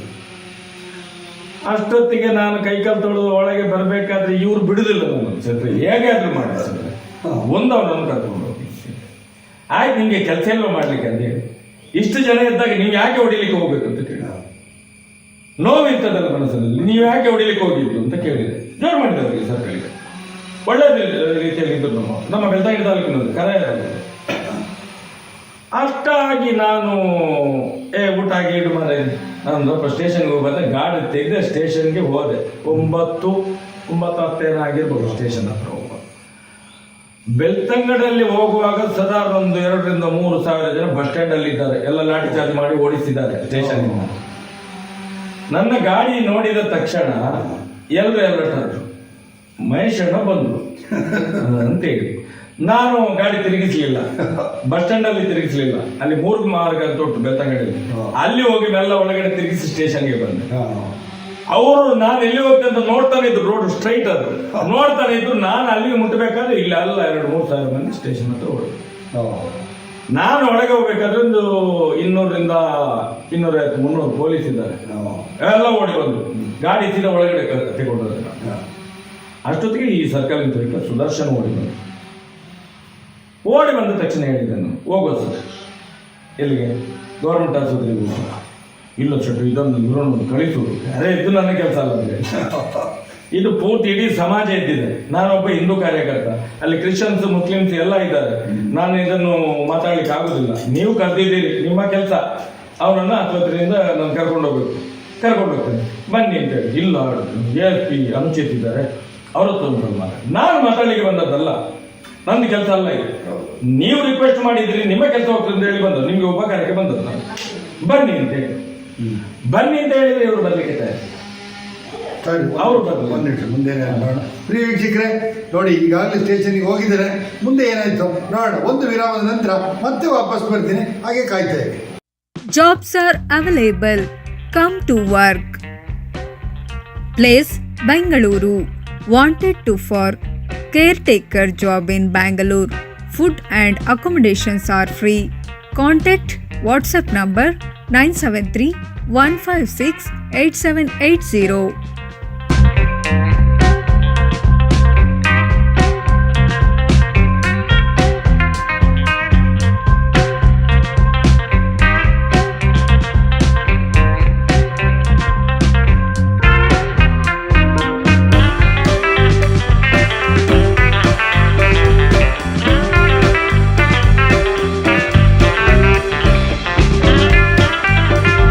ಕೆಲಸ ಖಾಲಿ ಇದೆ.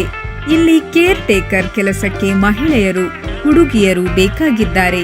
ಊಟ, ವಸತಿ ಉಚಿತ.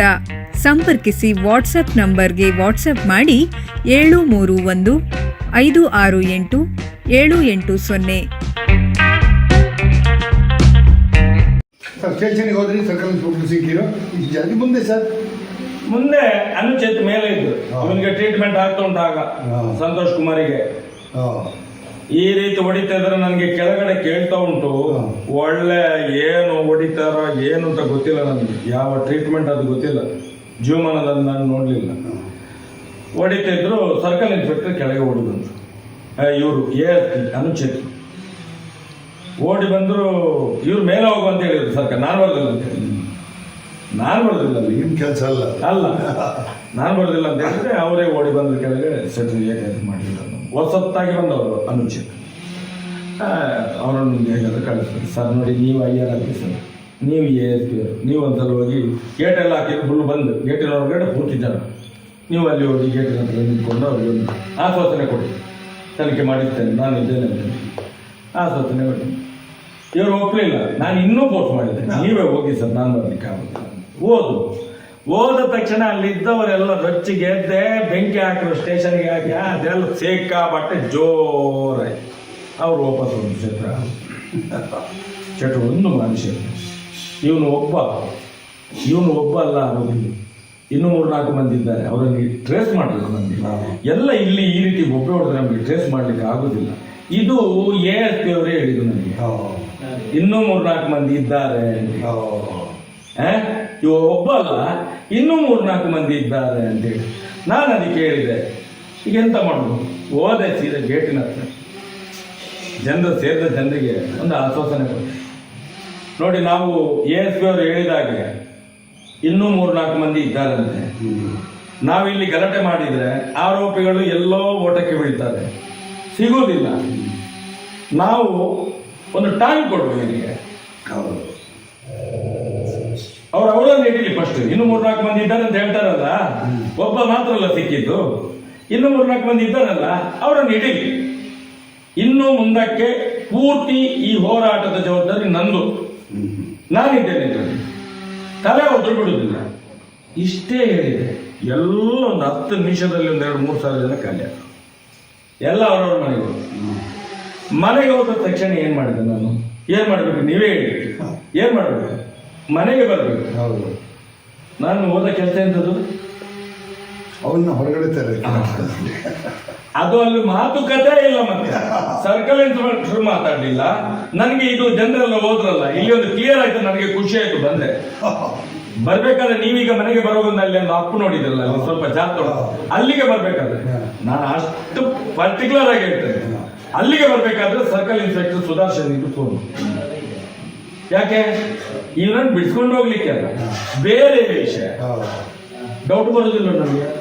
ಏನು ಅಂತ ಕೇಳಿದೆ, ಶೆಟ್ರೆ SP ಅಭಿಷೇಕ್ ಅವರಿಗೆ ಫೋನ್ ಮಾಡಿ, ನಾನು ಧರ್ಮ ಸಂಕಟದಲ್ಲಿ ಇರ್ತೇನೆ, ಏನು ನಿಮ್ಮ ಮೇಲೆ FIR ಮಾಡಿದ್ದೆ. ಅರೆ ನನ್ನ ಮೇಲೆ FIR ಯಾಕೆ? ನಾನೇನು ತಪ್ಪು ಮಾಡಿದೆ?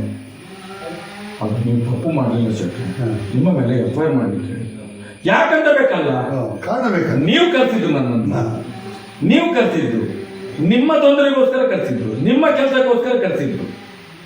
ನೀವು ಹೇಳ್ಬೇಕಲ್ಲ. ಇಲ್ಲ ಚಿತ್ರ ಎಲ್ಲ ಹೇಳಿದೆ, ಅವ್ರು ಕೇಳೋದಿಲ್ಲ, ದೊಡ್ಡವ್ರು ಹೇಳಿದ್ರಂತೆ FIR ಮಾಡಬೇಕು ಮಹೇಶ್ಗೆ ಮೇಲೆ. ಯಾರು ದೊಡ್ಡವರು? ವೀರೇಂದ್ರ ಹೆಗ್ಡೆ. ನಾನು ಹೇಳಿದಾಗ ವೀರೇಂದ್ರ ಹೆಗ್ಡೆಗೆ ಈ ಕೇಸಿಗೆ ಸಂಬಂಧ ಏನು? ಅವ್ರು ಹೇಳೋ ಕಾರಣ ನಾನಲ್ಲಿ ಡಿಕ್ಲೇರ್ ಮಾಡಿ ಬಂದಿದ್ದೇನೆ, ನ್ಯಾಯ ಸಿಗುವ ತನಕ ತಲೆ ಆದ್ರೂ ಬಿಡೋದಿಲ್ಲ ಅಂತೇಳಿ. 10-15 ನಿಮಿಷದಲ್ಲೇ ಒಳಗಡೆ SP ಫೋನ್ ಮಾಡಿ, ಅಭಿಷೇಕ್ ಅವ್ರಿಗೆ ಫೋನ್ ಮಾಡಿ ಸರ್ಕಲ್ಗೆ ಹೇಳ್ತಾರಾದ್ರೆ FIR ಹಾಕಿ ಅವನ ಮೇಲೆ ಅಂತೇಳಿ. ಹಾಗಾದ್ರೆ ಇದ್ರೆ ಹಿಂದ್ಗಡೆ ಡೌಟ್ ಬರೋದಿಲ್ಲ. ಅವರೇ ಇದ್ದಾರೆ, ಅವ್ರು ಯಾಕೆ ಹೇಳ್ತಾರೆ? ನಾನು ಅದಕ್ಕೋಸ್ಕರ ಹೇಳಿದೆ, ಬಿಡಿ, ಹಿಂದೂ ಸಮಾಜದಲ್ಲಿ ಹೋರಾಟ ಮಾಡಿ 35 ಕೇಸ್ ಆಗಿದೆ, ಇದೊಂದು ಸೇರ್ಪಡೆ ಇರ್ಲಿ ಸೌಜನ್ಯನಿಗೋಸ್ಕರ. ಅಂತ ಒಂದು ಮಗುವಿನ ಅತ್ಯಾಚಾರ ಆಗಿ ಕೊಲೆ ಆಗಿದೆ, ಇನ್ನು ನಮ್ದೇನು ಒಂದು ಕೇಸು ದೊಡ್ಡದು, ಆ ಜುವಕ್ಕಿಂತ ದೊಡ್ಡ ಕೇಸ್ ಅಲ್ಲ, ಬಿಡಿ ಅಂತ ಹೇಳಿದೆ. ಬಿಡಿ ಹಾಕಿದ್ವಿ ಅಂತ ಹೇಳಿದೆ. ಆಯ್ತು, ಆಯ್ತು, ಬಂತು, ಮಲಗಿದೆ, ಊಟ ಗೀಟ ಮಾಡಿ. ಮರುದಿವಸ ಬೆಳಿಗ್ಗೆ ಫೋನ್ ಮಾಡಿದ್ರಿ ಸರ್ಕಲ್ ಇನ್ಸ್ಪೆಕ್ಟರ್ಗೆ, ಏನು FIR ಮಾಡಿದ್ರಿ? ಬೇಲ ಎಂತ FIR ಹಾಕಿದ್ರಿ? ಅದು ಸರ್ಕಾರಿ ಸ್ವತ್ತುಗಳ ನಾಶ, ನಾನ್ ಬೇಲೇಬಲ್ ಕೇಸ್. ಆವತ್ತಿಂದ ನನ್ನನ್ನು ಓಡಿಸ್ಲಿಕ್ಕೆ ಪ್ರಾರಂಭ ಮಾಡಿದ್ರು ಇವರು. ಹೋರಾಟಕ್ಕೆ ಇಳಿಯದಾಗೆ ನಾನ್ ಬೇಲೇಬಲ್ ಕೇಸ್ ಹಾಕಿ 1 ತಿಂಗಳು ಎಲ್ಲೆಲ್ಲೋ ಹೋಗಿ ಬಚಾವಾದ. ಆದ್ರೂ ಬಚಾವಾಗಿದ್ದು ಅದು ಯಾವ ರೀತಿ ಮಾಡಿದ್ದಾರೆ ನೋಡಿ. ಬೆಳಿಗ್ಗೆ ನಾನು ಕೇಳಿದ್ದೇನೆ, ದೊಡ್ಡವರ ಫೋನು, ವೀರೇಂದ್ರ ಹೆಗ್ಡೆ ಅವರ ಫೋನು, ಅದರಿಂದಾಗಿ ಆಗಿದ್ದು ಎಲ್ಲ ಹೇಳಿದ್ದಾರೆ ಇವರು. ಸಾಧಾರಣ ಮಧ್ಯಾಹ್ನ 2-2:30 ಗಂಟೆಗೆ ಊಟ ಮಾಡಿ ಕೂತಿದ್ದೇನೆ. ಡಿಪಾರ್ಟ್ಮೆಂಟ್ ಅಲ್ಲಿ ಎಲ್ಲ ಕೆಟ್ಟವರು ಇರೋದು, ಒಳ್ಳೆಯವರು ಇರ್ತಾರೆ. ಯಾರೋ ಒಬ್ರು ನಮ್ಮಂತವ್ರು ಫೋನ್ ಮಾಡಿದ್ರು, ಶೆಟ್ರೆ ಮನೆ ಬಿಟ್ಟು ಓಡಿ, 5-10 ನಿಮಿಷದಲ್ಲಿ ಓಡಬೇಕು ನೀವು. ಊಟ ಮಾಡಿ, ಊಟ ಬಿಟ್ಟು ಓಡಿ, ಮತ್ತೆ ಊಟ ಮಾಡ್ಬೋದು, ಓಡಿ ನೀವು, ಏನು ಸಮಸ್ಯೆ? ಅಭಿಷೇಕ್ ಗೋಯಲ್ ಮಂಗಳೂರಿಂದ ಬಂಟ್ವಾಳದ PSI ಮಹೇಶ್ ಅನ್ನೋನನ್ನು ಹಿಡ್ಕೊಂಡು ಬರ್ತಾ ಇದ್ದಾರೆ, ಎನ್ಕೌಂಟರ್ ಮಾಡಿ ಬಿಸಾಡ್ತಾರೆ ನಿಮ್ಮನ್ನು. ನೀವು ನಿನ್ನೆ ರಾತ್ರಿ ಕೊಟ್ಟಂತ ಒಂದೇ ಸ್ಟೇಟ್ಮೆಂಟ್ ಮುಗಿತಾರೆ ನಿಮ್ಮನ್ನು ಅಂತ ಹೇಳಿ ಓಡಿದೆ ನಾನು. ಇದು 12-13 ತಾರೀಕಿಗೆ 12 ತಾರೀಕಿಗೆ ಇರಬೇಕು. ಓಡಿದೆ. ಅಲ್ಲಿಂದ ಓಡಿದವ 1 ತಿಂಗಳು ಮನೆಗೆ ಬರಲಿಲ್ಲ. ಅಷ್ಟರೊಳಗೆ ಇದರ ಸಾಕ್ಷ್ಯಗಳನ್ನು ನಾಶ ಮಾಡಿ ತಿಂದು ಪೊಲೀಸ್ ಡಿಪಾರ್ಟ್ಮೆಂಟ್, ಡಾಕ್ಟರ್ಸ್ಗಳು, ಯಾರ್ಯಾರು ಸಾಕ್ಷಿ ಕಣ್ಣಲ್ಲಿ ನೋಡಿದವರಿದ್ದಾರೆ ಎಲ್ಲವನ್ನು ಮುಗಿಸಿದ್ದಾರೆ.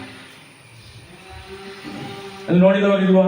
ಹುಡುಗಿಯನ್ನು ಹೇಳ್ಕೊಂಡು ಹೋಗುವಾಗ 4-5 ಮಂದಿ ಎಲ್ಲ ನೋಡಿದವರಿಲ್ವಾ? ನಮ್ದೇ ಒಂದು ಜಾತಿ ಹುಡುಗಿ ನೋಡಿದೆ, ಪದ್ಮಂಜದವಳು.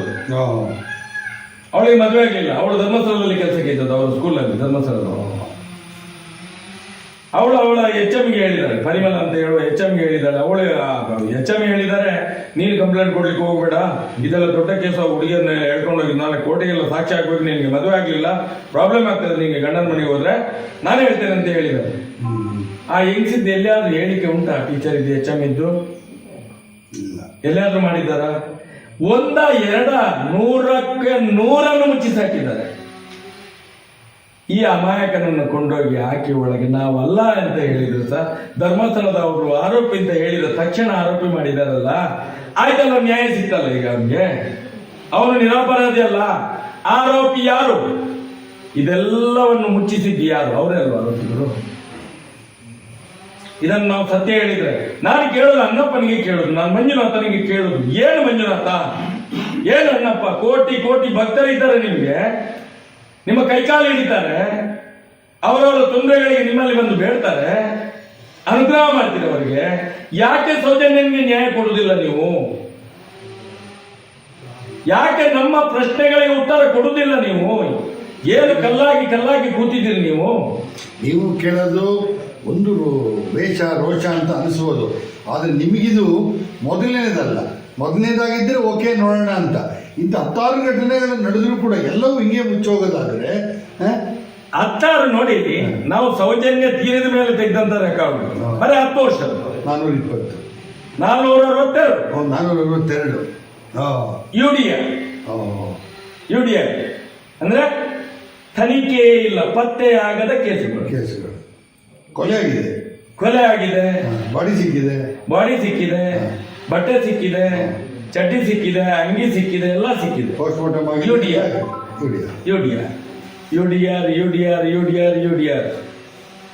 ಧರ್ಮಸ್ಥಳದಲ್ಲಿ ಸತ್ರೆ UDR ಹೇಳ್ತಾರೆ. ಅಲ್ಲಿ ಹೇಳಿದ ತಕ್ಷಣ ಹೇಳ್ತಾರೆ, ಧರ್ಮಸ್ಥಳದಲ್ಲಿ ಸತ್ರೆ ಅವ್ರದ್ದು ಪಾಪ ಎಲ್ಲ ತೊಳೆದು ಪುಣ್ಯದ ಕಡೆಗೆ ಹೋಗುದು. ಸತ್ರೆ ಕೊಲೆ ಮಾಡಿರಲ್ಲ, ಅಲ್ಲ ಇಲ್ಲಿ ಆಗುದು ಕೊಲೆ ಅಲ್ವಾ?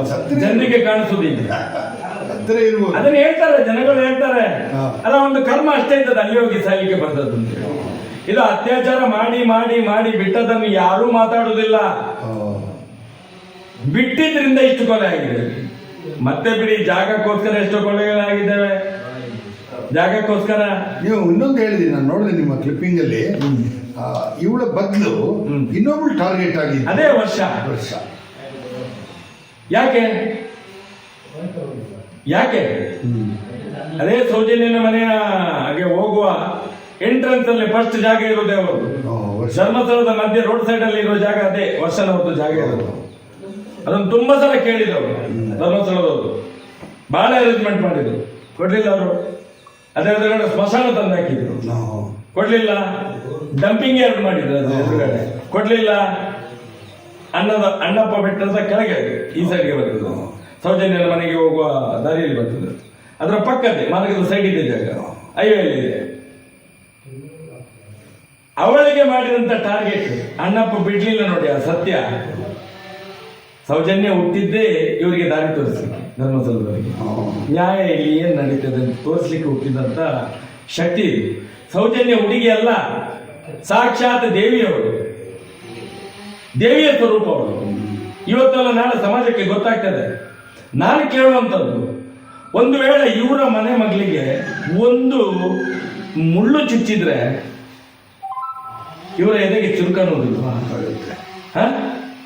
ಈ ಹುಡುಗಿಯ ಬಗ್ಗೆ ಯಾಕೆ ಇಲ್ಲ? ಬೇಡ ಸ್ವಾಮಿ, ಇವರು ಧರ್ಮಾಧಿಕಾರಿಗಳು, ಇವರು ಇವ್ರು ಆವತ್ತೇ ಡಿಕ್ಲೇರ್ ಮಾಡೋದು, ಇವತ್ತು ದೇವರಾಗ್ತಿದ್ರು ನಮ್ಗೆ ಕೂಡ, ನಮಗೂ ಕೂಡ ದೇವರಾಗ್ತಿದ್ರು ವೀರೇಂದ್ರ ಹೆಗ್ಡೆ ಹೇಳೋದು. ಈ ಪ್ರಕರಣದಲ್ಲಿ ಯಾರೇ ಇರ್ಲಿ ನನ್ನನ್ನು ಹೇಳಿಬೇಡಿ, ತನಿಖೆ ಮಾಡ್ತೀನಿ, ಯಾರ್ಯಾರು ಆರೋಪಿಗಳಿದ್ದಾರ ಶಿಕ್ಷೆ ಕೊಡಿಸಿ ಅಂತ ಹೇಳ್ತಿದ್ರೆ ಇವತ್ತು ವೀರೇಂದ್ರ ಹೆಗ್ಡೆ ದೇವರಾಗ್ತಿಲ್ವಾ? ಇವ್ರೇನ್ ಮಾಡಿದ್ರು? ಎಸ್ ಪಿಗೆ ಹೇಳಿ ನನ್ನ ಮೇಲೆ ಕೇಸ್ ಮಾಡಿಸಿದ್ರು. ಹೋರಾಟವನ್ನು ಮುಗಿಸ್ಲಿಕ್ಕೋಸ್ಕರ ನನ್ನನ್ನು ಒಂದು ತಿಂಗಳು ಎಲ್ಲೆಲ್ಲಿ ಬೀದಿ ಬೀದಿ ಅಲೆದಾಡಿಸಿದ್ರು, ಕೇಸನ್ನು ಮುಚ್ಚಿಸಿದ್ರು. ಇದು ಧರ್ಮಾಧಿಕಾರಿಯ? ಇದು ಧರ್ಮಾಧಿಕಾರಿಯ? ಯಾವುದು? ನಾವು ಕೇಳುದು ಅದನ್ನು.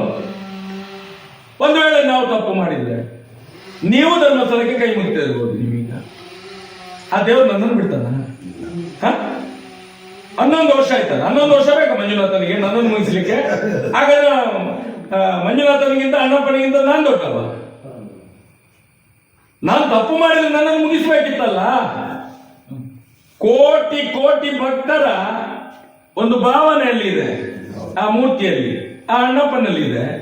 ನಾನು ಒಂದು ವೇಳೆ ಅವರ ಮೇಲೆ ಬ್ಲೇಮ್ ಮಾಡಿದ್ದೇ ಆಗಿದ್ರೆ, ವೀರೇಂದ್ರ ಹೆಗ್ಡೆ, ಅರ್ಚೇಂದ್ರ ಹೆಗ್ಡೆ ಅವರ ಫ್ಯಾಮಿಲಿ ಮೇಲೆ ಬ್ಲೇಮ್ ಮಾಡಿದ್ದಾಗಿದ್ರೆ, ಸುಳ್ಳು ಹೇಳುವುದಾದ್ರೆ, ಹಾಗಾದ್ರೆ ಅಣ್ಣಪ್ಪ ಮಂಜುನಾಥ ಸ್ವಾಮಿ ನನ್ನನ್ನು ಬಿಡ್ತಾರ? ಹಾಗಾದ್ರೆ ನಾನು ಅಣ್ಣಪ್ಪ ಮಂಜುನಾಥ ಸ್ವಾಮಿಗಿಂತ ದೊಡ್ಡ ಜನ ನಾನು? ಯಾಕೆ ಬಿಟ್ಟಿದ್ದಾರೆ ನನ್ನನ್ನು? ನನ್ನ ನಾಳೆಗೆ ನಿಲ್ಲಿಸ್ಬೇಕಿತ್ತಲ್ಲ. ಒಂದು ನಿಮಿಷ, ಈಗ ಸಂದರ್ಶನದಲ್ಲಿ ಮಧ್ಯೆ ಒಂದು ವಿರಾಮ, ಹೋಗಿ ಬರ್ತೀನಿ, ಕಾಯ್ತೇನೆ. ರೋಗಗ್ರಸ್ತರಿಗೆ ಸಿಹಿ ಸುದ್ದಿ. ಅನಾರೋಗ್ಯಕ್ಕೆ ರಾಮಬಾಣ ಸೀಮಾರೂಪ. ಔಷಧಿಯ ಗುಣವುಳ್ಳ ಮರದ ಹೆಸರು ಸೀಮಾರೂಪ. ಡಾಕ್ಟರ್ ಶ್ಯಾಮಸುಂದರ ಜೋಶಿ ಈ ಮರವನ್ನು ತಾಯಿ ಎಂದೇ ಸಂಬೋಧಿಸುತ್ತಾರೆ.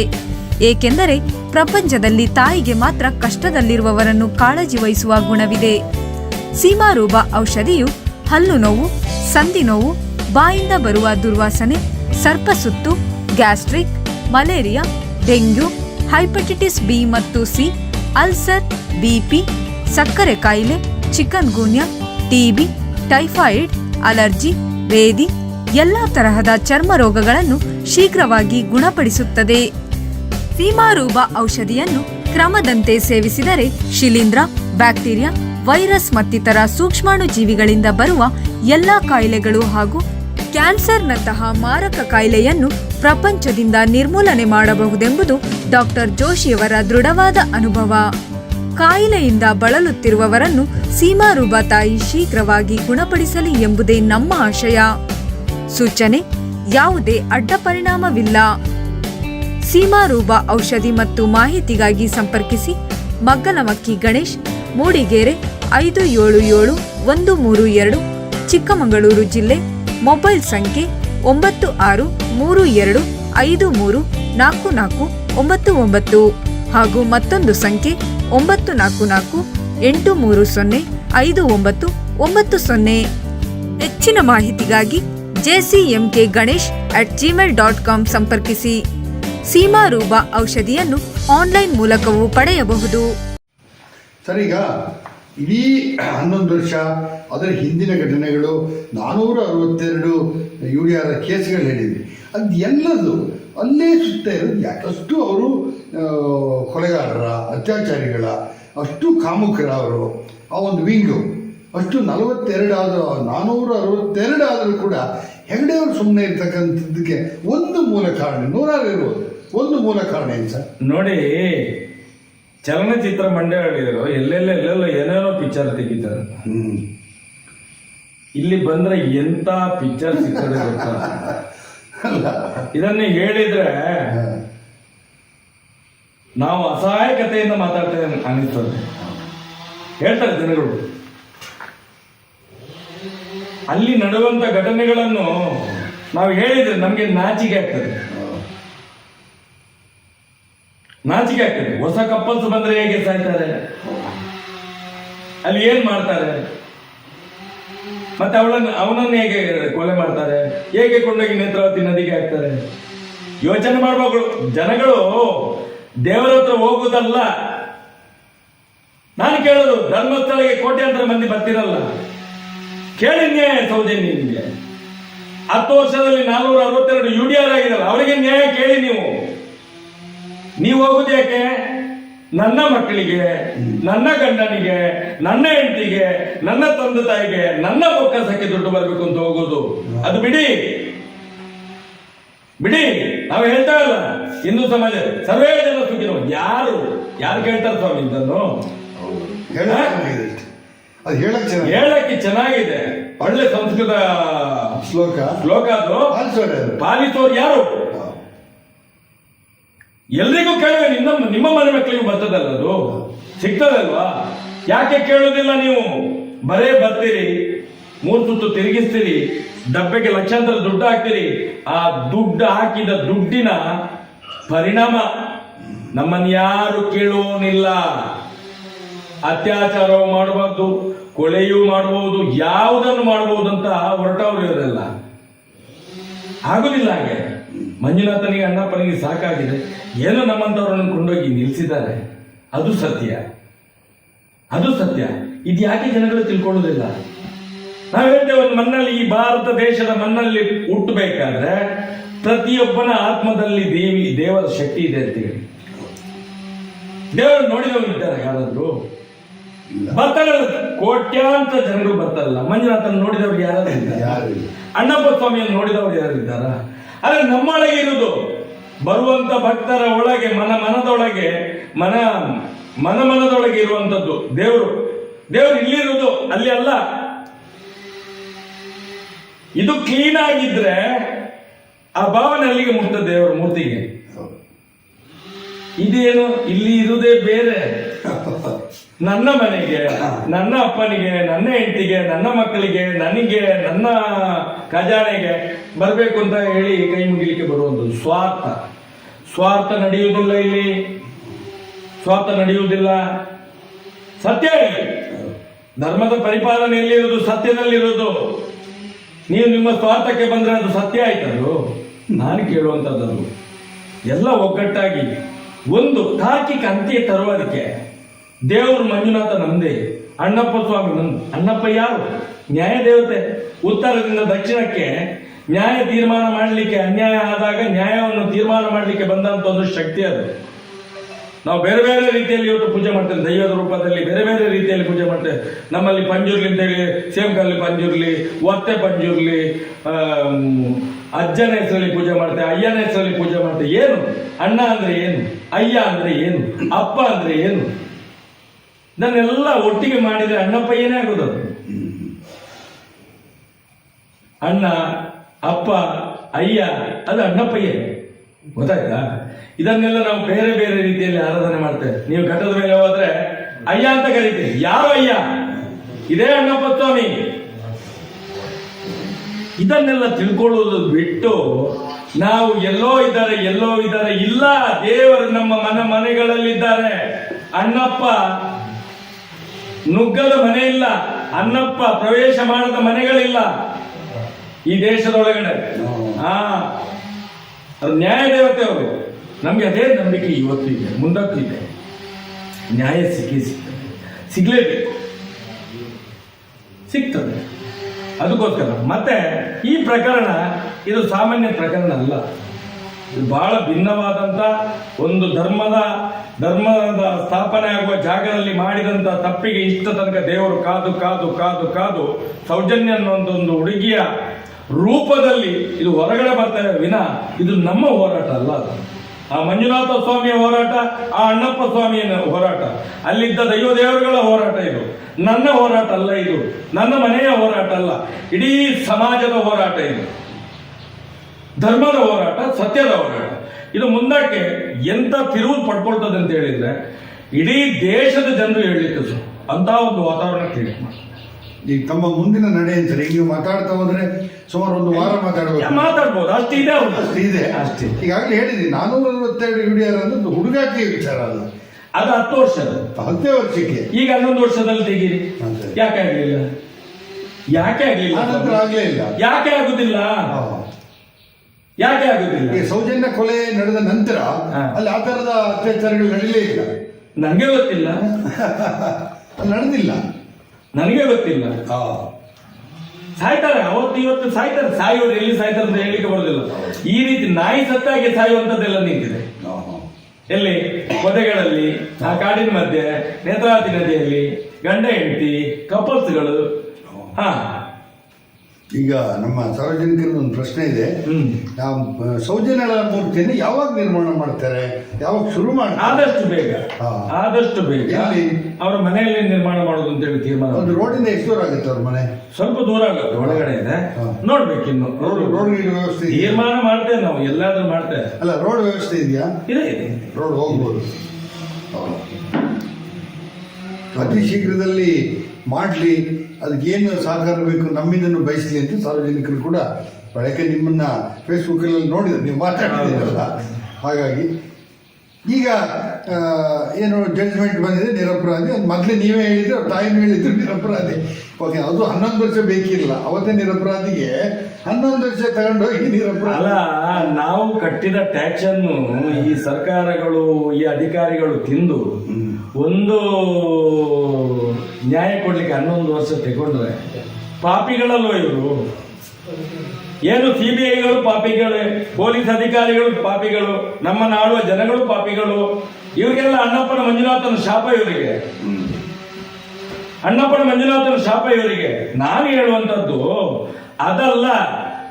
ನಾವು ಕಟ್ಟಿದ ಟ್ಯಾಕ್ಸ್ 11 ವರ್ಷ ಬೇಕು ನಿಮಗೆ. ನಾವು ದುಡ್ಡಿಲ್ಲದ 10 ಪೈಸೆ ಖರ್ಚಿಲ್ಲದ ಅವತ್ತು ಹೇಳಿಲ್ಲ ಅವನಲ್ಲ ಅಂತ ಹೇಳಿ. ಯಾಕೆ ಒಪ್ಕೊಳ್ಳಿಲ್ಲ ನೀವು? ವೀರೇಂದ್ರ ಹೆಗ್ಡೆ ಕೆಲಸದ ಜನಗಳು ತಗೊಂಡು ಬಂದ್ರೆ ಆರೋಪಿಯಿಂದ ಫಿಕ್ಸ್ ಮಾಡ್ತೀರಾ ನೀವು? ನೀವು ತಂದೆ ತಾಯಿಯಿಂದ ಹೊಟ್ಟೆಯಿಂದ ಬಂದವರು ನೀವು, ಪಾಪಿಗಳು ನೀವು. ಅವರ ದುಡ್ಡಿನ ಆಸೆಗೋಸ್ಕರ ಅವತ್ತೆಲ್ಲ ಮುಚ್ಚಿಸಿ ಹಾಕ್ಲಿಲ್ವ ನೀವು? ಪಾಪಿಗಳಲ್ವ ನೀವು? ನಿಮ್ಗೆ ಹೆಂಡತಿ ಮಕ್ಕಳು ಇಲ್ಲದಾಗ ಆಗುದಿಲ್ವಾ? ನಿಮ್ಮ ಮಕ್ಕಳು ಇದೇ ರೀತಿ, ನಿಮ್ಮ ಮನೆಯಲ್ಲಿದ್ದ ಹುಡುಗಿಯರು ಇದೇ ರೀತಿ ಅತ್ಯಾಚಾರ ಒಳಗಾಗಿ ಸಾಯುದಿಲ್ವ? ಇನ್ನು ಪಾಪ ಅಲ್ವದು? ಸೌಜನ್ಯನ ಶಾಪ ಅಲ್ವ ನಿಮ್ಗೆ? ಯಾಕೆ ಅನ್ಸುದಿಲ್ಲ ಸ್ವಾಮಿ ನಿಮ್ಗೆ? ಯಾಕೆ ಅನ್ಸುದಿಲ್ಲ ನಿಮ್ಗೆ? ಬೇರೆಯವರ ಮಕ್ಕಳನ್ನು ಅತ್ಯಾಚಾರ ಮಾಡಿ ಕೊಲೆ ಆದ್ರೆ ನೀವು ಆ ಡಾಕ್ಯುಮೆಂಟ್ಸ್ ಅನ್ನು ತೆಗೆದು ನೋಡಿ ಸ್ವಾಮಿ. ನೀವು ಮಾಧ್ಯಮದವರು ಅಲ್ಲಿ ಎಲ್ಲೆಲ್ಲಿ ಮುಚ್ಚಿಸಿದ್ರೆ ನಿಮಗೆ ಕಣ್ಣಿಗೆ ಕಾಣುವಂತ ಸತ್ಯ ಅದು. ಏನ್ ಜಡ್ಜರಿಗೆ ಕಾಣುವುದಿಲ್ಲ ಅದು? ಹೇಳಿದ ತಕ್ಷಣ eye witness, eye witness, eye witness ಎಲ್ಲಿಂದ ಕೊಡುದು ಸ್ವಾಮಿ? ಏನು ವೀರೇಂದ್ರ ಹೆಗ್ಡೆ ಕೆಲಸದವರು ಇದು ಕೊಟ್ಟದ ಐ ವಿಟ್ನೆಸ್? ಅದು ಅವ್ರು ನೋಡಿದಾರ ಇವನನ್ನು ಆರೋಪಿ ಅಂತ ಹೇಳಲಿಕ್ಕೆ? ಹೇಗೆ ಆರೋಪಿ ಆದ ಇವನು? ನಾವು ಹೇಳ್ತೇವೆ ವೀರೇಂದ್ರ ಹೆಗ್ಡೆ ಆರೋಪಿ ಅಂತ ಹೇಳಿ. ಒಪ್ಕೊಳ್ತಾರೆ ಇವರು? ಅರ್ಷನ್ ಹೆಗ್ಡೆ ಅತ್ಯಾಚಾರ ಮಾಡಿದ ಅಂತ ಹೇಳಿ ಒಪ್ಕೊಳ್ತಾರೆ ಇವರು? ಒಪ್ಕೊಳ್ತಾರೆ ಇವರು? ಯಾಕೆ ಒಪ್ಕೊಳ್ತಿಲ್ಲ? ಯಾಕೆ ಒಪ್ಕೊಳ್ತಿಲ್ಲ ಅಂತ ಕೇಳೋದು ನಾವು. ಅವರು ಮಾಡಿದವ ಆರೋಪಿ ಆಗ್ತಾನೆ, ನಾವು ಮಾಡಿದ ಯಾಕೆ ಒಪ್ಕೊಳ್ತಿಲ್ಲ? ಮನೆಯವರು ಮಾಡಿದಾರಲ್ಲ ಇವತ್ತು, ಯಾಕೆ ಒಪ್ಕೊಳ್ತಿಲ್ಲ ಇವರು? ಅದೇ ಹೇಳುದು ನಾನು, ಅದೇ ಡೌಟ್ ಬರುವುದು. ಯಾಕೆ ಯಾಕೆ ಸ್ವಾಮಿ? ನಾನು ಹೇಳುವಂಥದ್ದು ಇದೆಲ್ಲ ದೊಡ್ಡವರನ್ನು ಬಚಾವ್ ಮಾಡ್ಲಿಕ್ಕೆ ಇರುವಂತ ಕಾನೂನುಗಳು, ರಾಜಕೀಯ ವ್ಯವಸ್ಥೆ, ಎಲ್ಲ ವ್ಯವಸ್ಥೆ ನೋಡಿ. ಮೊನ್ನೆ ನಾನು ಇಲ್ಲಿ ಟಿವಿಯಲ್ಲಿ ಮಾತಾಡಿದೆ, ಮಂಗಳೂರಲ್ಲಿ ಪ್ರೆಸ್ ಮೀಟಿಂಗ್. ದೊಡ್ಡ ದೊಡ್ಡ ಟಿವಿಗಳಿಲ್ಲ. 11 ವರ್ಷದ ಕೇಸ್ ಇದು. ಯಾಕೆ ಬರ್ದಿಲ್ಲ? ಮಿನಿಸ್ಟರ್ ಬರ್ತಾರೆ. ಮಿನಿಸ್ಟರ್ ಏನು ಈ ಇದಕ್ಕಿಂತ ದೊಡ್ಡ ಜನನ? ಈ ಒಂದು 11 ವರ್ಷದ ತೀರ್ಪಿಗಿಂತ ದೊಡ್ಡ ಜನನ? ಅಷ್ಟು ಹೋರಾಟ ಮಾಡಿದವರು ಅವತ್ತು ಎಲ್ಲಿ ಹೋಗಿದ್ದಾರೆ? ಎಂತೆಂತವ್ರು ಇದ್ದಾರೆ? PPU ಅಂತ ವಕೀಲರು ಇದ್ದಾರಲ್ಲ, ಇವನೇ ಅಲ್ಲಿ ಸಿಕ್ಕಿದೆ, ಇಲ್ಲಿ ಸಿಕ್ಕಿದೆ. ಈಗ ಆ PP ಎಲ್ಲಿ ಉಂಟು? PP ಓದ್ತಾ ಇದ್ದಾರಲ್ಲ ಅವತ್ತು 2016-15 ಆ PP ಎಲ್ಲಿ ಉಂಟು? ಈಗ ಉತ್ತರ ಕೇಳ್ಬೇಕಲ್ಲ ನಾವು. ಅವನೇ ಮಾಡಿದ್ದು, ಅವನೇ ಇಟ್ಟದ್ದು, ಅವನೇ ಕೊಂಡೋಗಿದ್ದು, ಅವನೇ ಆರೋಪಿ. ಅವನಿಟ್ಟು ನಡೆಯಂಗೇ ಇಲ್ಲ. ಅದನ್ನು ಕೇಳುವಂಥದ್ದು. ಇದರಲ್ಲಿ ಒಂದು ಹಂತದ ಜನಗಳು ಏನು ವೀರೇಂದ್ರ ಹೆಗ್ಡೆ ಅಂಡ್ ಕಂಪನಿ ಅವ್ರದ್ದು ಪಟಲಮ್ಸ್ ಇದೆ ಅಲ್ಲ, ರಾಜಕೀಯದ ಇದರಲ್ಲಿ ಭಾಗದಲ್ಲಿ ಒಂದು ಕಡೆ, ಲಾಯರ್ಸ್ಗಳು ಒಂದು ಸೈಡ್ ಅಲ್ಲಿ, ಎಲ್ರು ಡಿಪಾರ್ಟ್ಮೆಂಟ್, CBI ಎಲ್ರು ಒಟ್ಟಿಗೆ ಸೇರಿ ಇದನ್ನು ಒಂದು ಮುಗಿಸುವಂತ ಪ್ರಯತ್ನ. ಏನೋ ದೇವರ ದಯದಿಂದ, ಅಣ್ಣಪ್ಪನ ಒಂದು ಸತ್ಯದಿಂದ ಒಳ್ಳೆ ಒಂದು ಜಡ್ಜ್ ಮಿಡ್ಲಲ್ಲಿ ಬಂದ್ರು, ರೇಖಾ ಅಂತ ಹೇಳಿ. ಅವರು ಕಾನೂನು ಇದೆ ಅಂತ ಹೇಳೋದು ನಾನು ಹೇಳಿದಲ್ಲ. ಪೊಲೀಸ್ನಲ್ಲಿ ಒಳ್ಳೆ ಜನಗಳಿದ್ದಾರೆ, ನ್ಯಾಯಾಂಗದಲ್ಲಿ ಒಳ್ಳೆ ಜನಗಳಿದ್ದಾರೆ, ಒಪ್ತೇವೆ ನಾವು. ಒಬ್ಬೊಬ್ರು ಇದ್ರೆ ಆಗ್ತದೆ ಇಷ್ಟು ದೊಡ್ಡ ಭಾರತ ದೇಶದಲ್ಲಿ? ಆಗ್ತದ? ಅವರನ್ನು ನೋಡಿ, ಅವರು ಹೇಳಿದ್ರು ಇವನಲ್ಲ, ಇನ್ನು 3 ಮಂದಿ ಯಾರು ಕಂಪ್ಲೇಂಟ್ ಕೊಡ್ತಾರೆ, ಅವರನ್ನು ಎಕ್ವಿಸ್ಟ್ ಮಾಡಿ ಸಿಬಿಐಗೆ ತಗೊಳ್ಬೇಕದನ್ನು ಅಂತ ಹೇಳಿ ತಗೊಂಡ್ರೆ ಇವರು ತಗೊಳ್ಳಿಲ್ಲ ಎಷ್ಟು ತನಕ. ಆ ಜಡ್ಜಿ ಇದ್ದಾರೆ ಕೋರ್ಟಲ್ಲಿ ಈಗ. ಟ್ರಾನ್ಸ್ಫರ್ ಆಗೋಗಿ ಇದು ವಿಪರ್ಯಾಸ, ಇದು ವಿಪರ್ಯಾಸ. ಇದನ್ನು ನಾವು ಕೇಳಿದ್ರೆ ತಪ್ಪು. ನಾವು ಸಮಾಜ ಕಂಟಕರು, ನಾವು ದೇಶದ್ರೋಹಿಗಳು, ನಮ್ಮನ್ನು ನಕ್ಸಲೇಟ್ ಮಾಡಿ ಎನ್ಕೌಂಟರ್ ಮಾಡ್ಲಿಕ್ಕೆ ಪ್ರಯತ್ನ ಮಾಡ್ತಾರೆ. ಕೇಳ್ಬೇಕಲ್ಲ ನಾವು ಅಭಿಷೇಕ್ ಗೋಯಲ್ ಹತ್ರ, ವೀರೇಂದ್ರ ಹೆಗ್ಡೆ ಹತ್ರ ಕೇಳ್ಬೇಕು. ಯಾಕೆ ಅಭಿಷೇಕ್ ಗೋಯಲ್ಗೆ ಎಸ್ ಪಿಗೆ ಫೋನ್ ಮಾಡಿದ್ರಿ? ಯಾರವನು? ಏನು ವೀರೇಂದ್ರ ಹೆಗ್ಡೆ ಇದರಲ್ಲಿ ಪಾಲು? ನನ್ಗೆ ಹೇಳಿದ್ರು ಸುದರ್ಶನ್ ಸರ್ಕಲ್ ಇನ್ಸ್ಪೆಕ್ಟರ್ ಹೇಳಿದ್ರು, ದೊಡ್ಡವರು ವೀರೇಂದ್ರ ಹೆಗ್ಡೆ ಅವರು ಫೋನ್ ಮಾಡಿ ಅಭಿಷೇಕ್ ಗೋಯಲ್ಗೆ ಹೇಳಿದ್ದು ಅಂತ ಹೇಳಿ. ನನಗೆ ಗೊತ್ತಿಲ್ಲ, ನನ್ನ ಕಿವಿಯಲ್ಲಿ ಕೇಳಿದ್ರು. ಯಾರು ಇವರು ಸುದರ್ಶನ್ ಹೇಳಿದ್ರು, ಅದನ್ನೆಲ್ಲ ಹೇಳುದು ನಾನು. ಕತೆ ಕಟ್ಟಲಿಕ್ಕೆ ನಾವೇನು ಇದು ಸೀರಿಯಲ್ ಇದ್ದು ಕತೆ ಬರೆಯೋರಲ್ಲ ನಾವು. ಸೀರಿಯಲ್ ಕತೆ ಬರೆಯುವ ಚಟ ಇಲ್ಲ ನಮ್ಗೆ. ಏನೋ ಬೇಕಾದ್ರೆ ಬರಿಬಹುದು ಅಂತೇಳಿ ಅದಲ್ಲ ನಾನು ಕೇಳುವಂಥದ್ದು. ಇದು ಸಮಾಜದೊಂದು ದೊಡ್ಡ ಜವಾಬ್ದಾರಿ. ಸೌಜನ್ಯ ಅನ್ನುವಂಥದ್ದು ನೀವೆಲ್ಲೋ ನಿರ್ಭಯ ಸತ್ರ ಬಗೆ ಹೊಡಿತೀರಿ. ಯಾವ್ದಾದ್ರು ಉಂಟಾ ಹೆಸರು ಈಗ? ಉಂಟಾ? ಎಲ್ಲಿಯಾದ್ರೂ ಉಂಟಾ? ಸೌಜನ್ಯನ ಆದ್ಮೇಲೆ ಎಷ್ಟು ಅತ್ಯಾಚಾರ ಆಯ್ತು? ಯಾವ ಹೆಸರಾದ್ರೂ ಕಾಣ್ತದ? ಕಾಣುದಿಲ್ಲ. ಯಾಕೆ ಕಾಣುದಿಲ್ಲ? ಇದಾದಂತ ಜಾಗ ಧರ್ಮಕ್ಷೇತ್ರ, ಅದು ಧರ್ಮ ಸ್ಥಾಪನೆ ಆಗುವಂತ ಜಾಗದಲ್ಲಿ ಆದಂತ ಘಟನೆ ಇದು. ಅದು ಯಾಕೆ ಆಗಿದೆ ಅದನ್ನು ಯೋಚನೆ ಮಾಡಿ ಫಸ್ಟಿಗೆ. ನಾವು ಹೇಳೋದನ್ನು ಯೋಚನೆ ಮಾಡೋದು ಬೇಡ ನೀವು. ಇದು ಇಷ್ಟು ದೊಡ್ಡದಾಗ್ಲಿಕ್ಕೆ ಕಾರಣ ಏನು? ಆ ಸತ್ಯವನ್ನು ಹುಡುಕಿ. ಇನ್ನು ಸಮಯ ಇದೆ ನಿಮಗೆ. ಬಿಡುವುದಿಲ್ಲ, ಇದನ್ನು ಬಿಡೋದೇ ಇಲ್ಲ. ಸೌಜನ್ಯ ನ್ಯಾಯ ಸಿಗೋ ತನಕ ಯಾರ್ಯಾರು ಮಾಡಿದವರ ಕೈಕಾಲುಗಳಲ್ಲಿ ಹುಳ ಆಗಿ ಸಾಯ್ಬೇಕು. ಕಣ್ಣೆದುರುಗಡೆ ಸಮಾಜ ಹೇಳ್ಬೇಕು, ಅವನು ಮಾಡಿದವ ತಿಂತ ಇದ್ದಾನೆ ಸಾಯಬಾರ್ದಿಲ್ಲ. ಏನು ಬೆರಳೆಲ್ಲ ಕಟ್ ಮಾಡಿ ಅಲ್ಲೆಲ್ಲ ಇದೆಲ್ಲ ತೆಗೆದು ಇರ್ತಾರಲ್ಲ, ಆ ರೀತಿ ಬದುಕಬೇಕು. ನೋಡ್ಬೇಕು ಸಮಾಜ. ಈಗ ಅವರ ಪಟಾಲ ಮೇಲಿದೆ, ಅದು ಕಾನೂನನ್ನ ಒಂದು ವಿಘ್ನಗೊಳಿಸಿ ಕಾನೂನಲ್ಲಿ ನ್ಯಾಯ ದೊರೆದಾಗ ಮಾಡಿದರು. ಆದರೆ ನೀವು ಹೇಳೋದೇನಂತಂದ್ರೆ ನಾವು ಮಂಜುನಾಥ ಮತ್ತೆ ಅಣ್ಣಪ್ಪನ ಮೊರೆ ಹೋಗಿದ್ದೇವೆ, ಅವ್ರು ಕೊಡ್ತಾರೆ ತೀರ್ಮಾನ ಅಂತ. ಅಲ್ಲ, ಖಂಡಿತ. ಯಾಕಂತ ಹೇಳಿದ್ರೆ ಇವರ ಎಷ್ಟು ಬಲಾಢ್ಯರು ಅಂತ ಹೇಳಿದ್ರೆ ರಾಜಕೀಯ ಕಾನೂನಿನ ಕಡೆಯಿಂದ ನಮಗೆ ಖಂಡಿತ ನ್ಯಾಯ ಸಿಗ್ಲಿಕ್ಕೆ ಸಾಧ್ಯವೇ ಇಲ್ಲ ಈ ದೇಶದಲ್ಲಿ. ನನ್ಗೆ ನನ್ನ ಅನುಭವದಲ್ಲಿ ಇದೆ. ಅದಕ್ಕೋಸ್ಕರ ನಾನು ನ್ಯಾಯಾಂಗದ ಮೇಲೆ ಹೋಲಿಸೋದು, ಇವರ ಮೇಲೆ ಹೋಲಿಸೋದಲ್ಲ, ಬೇಡ. ಅದೇ ಸತ್ಯ ಉಂಟಾ? ದೇವರು ಇದ್ದಾನ? ಇಲ್ಲಾಂದ್ರೆ ನಾವು ನಂಬುದು ಅನ್ನಪೂರ್ಣ ಮಂಜುನಾಥನ್ನು ತೆಗೆದು ಬಿಸಾಡ್ಬೇಕು. ನಾವು ನಂಬುವ ನಾಸ್ತಿಕರಾಗಬೇಕು. ನಾವು ದೇವರು ಇದ್ರೆ ಕೊಡ್ಬೇಕು. ಯಾರು ಅಂತ ಹೇಳಿ? ವೀರೇಂದ್ರ ಹೆಗ್ಡೆಯಾ? ಹರ್ಷೇಂದ್ರ ಹೆಗ್ಡೆನೋ? ನಿಶ್ಚಲ್ ಜೈನ? ಮಹೇಶೆಟ್ಟಿ ತಿಮ್ಮರೊಡಿಯಾ? ಇಲ್ಲದ ಹೋರಾಟದವರ? ಅತ್ಯಾಚಾರ ಆಗಿದ್ದವ್ರಲ್ವ? ಮಣ್ಣು ತುಂಬಿಸಿದ್ದವ್ರಲ್ಲ? ಎದೆ ಮೇಲೆ ಕಚ್ಚಿದ್ದವ್ರಲ್ಲ? ಎಲ್ಲಿದೆ ಇದೆಲ್ಲ? ಡಾಕ್ಯುಮೆಂಟ್ ಅಲ್ಲಿ ಇದೆಯಾ? ನಾನು ಕೇಳೋದು, ಆ ಯೋಗೀಶನ್ನು ತಂದು ಕರೆಕ್ಟ್ ಆಗಿ ನೇತಾಡಿಸಿದ್ರೆ ಏರೋಪ್ಲೇನ್ ಹಾಕ್ಬೇಕು. ಮತ್ತೆ ಇದೆಲ್ಲ ಪಾಪದವರಿಗೆ ಗುಂಡು ಸೂಜಿ ಡಬ್ಬನೆಲ್ಲ ಹಾಕ್ತಾರಲ್ಲ ಹಿಂದ್ಗಡೆ ಮುಂದೆ, ಇದನ್ನ ಹಾಕ್ಬೇಕು ಇವರಿಗೆ. ಆಗ ತನ್ನಷ್ಟಿಗೆ ಹೊರಗಡೆ ಬರ್ತದೆ ಯಾರ್ಯಾರಿದ್ರು. ಯೋಗೀಶ್ವರ ತನಿಖಾಧಿಕಾರಿ 12ನೇ ತಾರೀಕು ಮಧ್ಯಾಹ್ನ 3 ತನಕ ತನಿಖಾರಿ ಇದ್ದವ ಯೋಗೀಶ. ಅದ್ರ ಮತ್ತೆ ಭಾಸ್ಕರ್, ಇಬ್ರು ಕಂಡ್ರೆ ಅವರು, ಇಬ್ರು ಸಮಾಜ ಕಂಟಕರೇ. ದೊಡ್ಡವರನ್ನು ಬದುಕಲಿಕ್ಕೆ ಬಂದವರು ಇವರೆಲ್ಲ. ಅದೇ ಹೇಳುವಂಥದ್ದು. ನಾನು ಅದನ್ನು ರಸ್ತೆಗೆ ತರಬೇಕು ರಸ್ತೆಗೆ. ತರದಿದ್ರೆ ಸಾಧ್ಯವಿಲ್ಲ. ಓಕೆ ಸರ್, ತುಂಬ ಬಿಡುವಿನ ಸಮಯದಲ್ಲೂ ಇಷ್ಟೊತ್ತು ಮಾತಾಡಿದರೆ ಕೊನೆಯ ತೀರ್ಮಾನ ಏನು ಸರ್? ಫೈನಲ್ ಆಗಿ ನಮ್ಮ ಪ್ರೇಕ್ಷಕರಿಗೆ ಸಾವಿರಾರು ಜನ ನೋಡ್ತಾರೆ, ಇಡೀ ಕನ್ನಡ ನಾಡು, ಈ ದೇಶ 18 ದೇಶಗಳು ನೋಡುತ್ತೆ ಅಂತ ಒಂದು ವ್ಯವಸ್ಥೆ. ಈ ಥರದ ಕೆಟ್ಟ ವ್ಯವಸ್ಥೆ ಇದೆ. ಅದು ಯಾವುದೇ ಕ್ಷೇತ್ರದಲ್ಲಾಗಲಿ, ಧರ್ಮಸ್ಥಳದಲ್ಲಿ 10ನೇ ವರ್ಷದಲ್ಲಿ ನೀವು ಹೇಳ್ತೀರಿ 462 UDR ಆಗಿದೆ ಅಂತಂದರೆ, ಹಂಗಾರೆ ಈ ದೇಶದಲ್ಲಿ ಎಷ್ಟು ಕ್ಷೇತ್ರಗಳಿಲ್ಲ? ಅಲ್ಲೆಲ್ಲ ಯಾಕೆ ಆಗಲ್ಲ? ಕೊನೆಯದಾಗಿ ಸೆಟ್ರೆ, ನಿಮ್ಮ ಒಂದು ಹೋರಾಟ ಇಲ್ಲಿವರೆಗೂ ಮಾಡಿದ್ರಿ. ಈ 11 ವರ್ಷಕ್ಕಿಂತ ಮುಂಚೆ ಸುಮ್ಮನೆ ಆಗಿದ್ರಿ, ಬೇಡ ಯಾವನಾರು ಒಣಕೆ ಇಲ್ಲ ಅಂತ.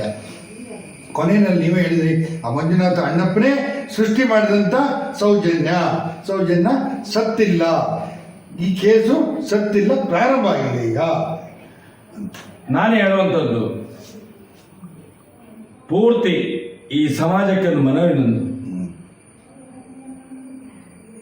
ನಿಮ್ಮ ಮನದಲ್ಲಿ ದೇವರಿದ್ದಾರೆ, ಎಲ್ಲೋ ದೇವರನ್ನು ಹುಡುಕೊಳ್ಳುವ ಅವಶ್ಯಕತೆ ಇಲ್ಲ. ಮತ್ತೆ ಎಲ್ಲಿಯೂ ಕೂಡ ದೇವರಿಗೆ ದುಡ್ಡಿನ ಅವಶ್ಯಕತೆ ಇಲ್ಲ.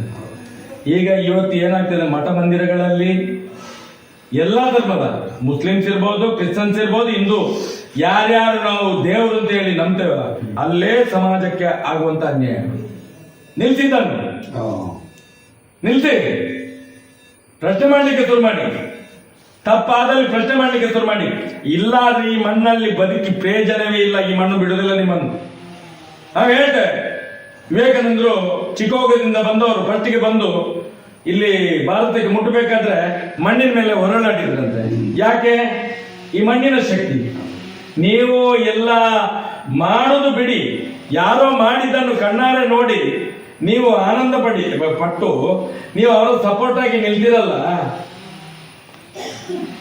ಈಗ ಒಂದು ದೇವಸ್ಥಾನಕ್ಕೆ ದುಡ್ಡು ಆಗುತ್ತೆ, ಆ ದುಡ್ಡು ಎಲ್ಲಿ ಹೋಗ್ತದೆ? ಯಾರಿಗೆ ಹೋಗುದು? ಇಂಥ ಅತ್ಯಾಚಾರ ಮಾಡುವವರ ಕೈಗೆ ಹೋಗುದು. ಈ ಕೇಸಲ್ಲಿ ಬಚಾವ ಎಲ್ಲಿಂದ ಮಾಡೋದು? ಅದರಲ್ಲೇ ಮಾಡೋದು. ನಾನು ಕೇಳುವಂಥದ್ದು, ನಿಮ್ಮ ಹತ್ರ ವಿನಂತಿ, ನೀವು ದೇವರ ಹತ್ರ ಭಿಕ್ಷೆ ಬೇಡಿ, ಇಂಥವರನ್ನು ಹೇಗಾದ್ರೂ ಮಾಡಿ ಸಮಾಜದಲ್ಲಿ ಇನ್ನು ಮುಂದಕ್ಕೆ ಇಂಥದ್ದು ಅನಾಹುತ ಆಗ್ಲಿಕ್ಕೆ ಬಿಡಬೇಡಿ ಅಂತೇಳಿ ಪ್ರಾರ್ಥನೆ ಮಾಡಿ.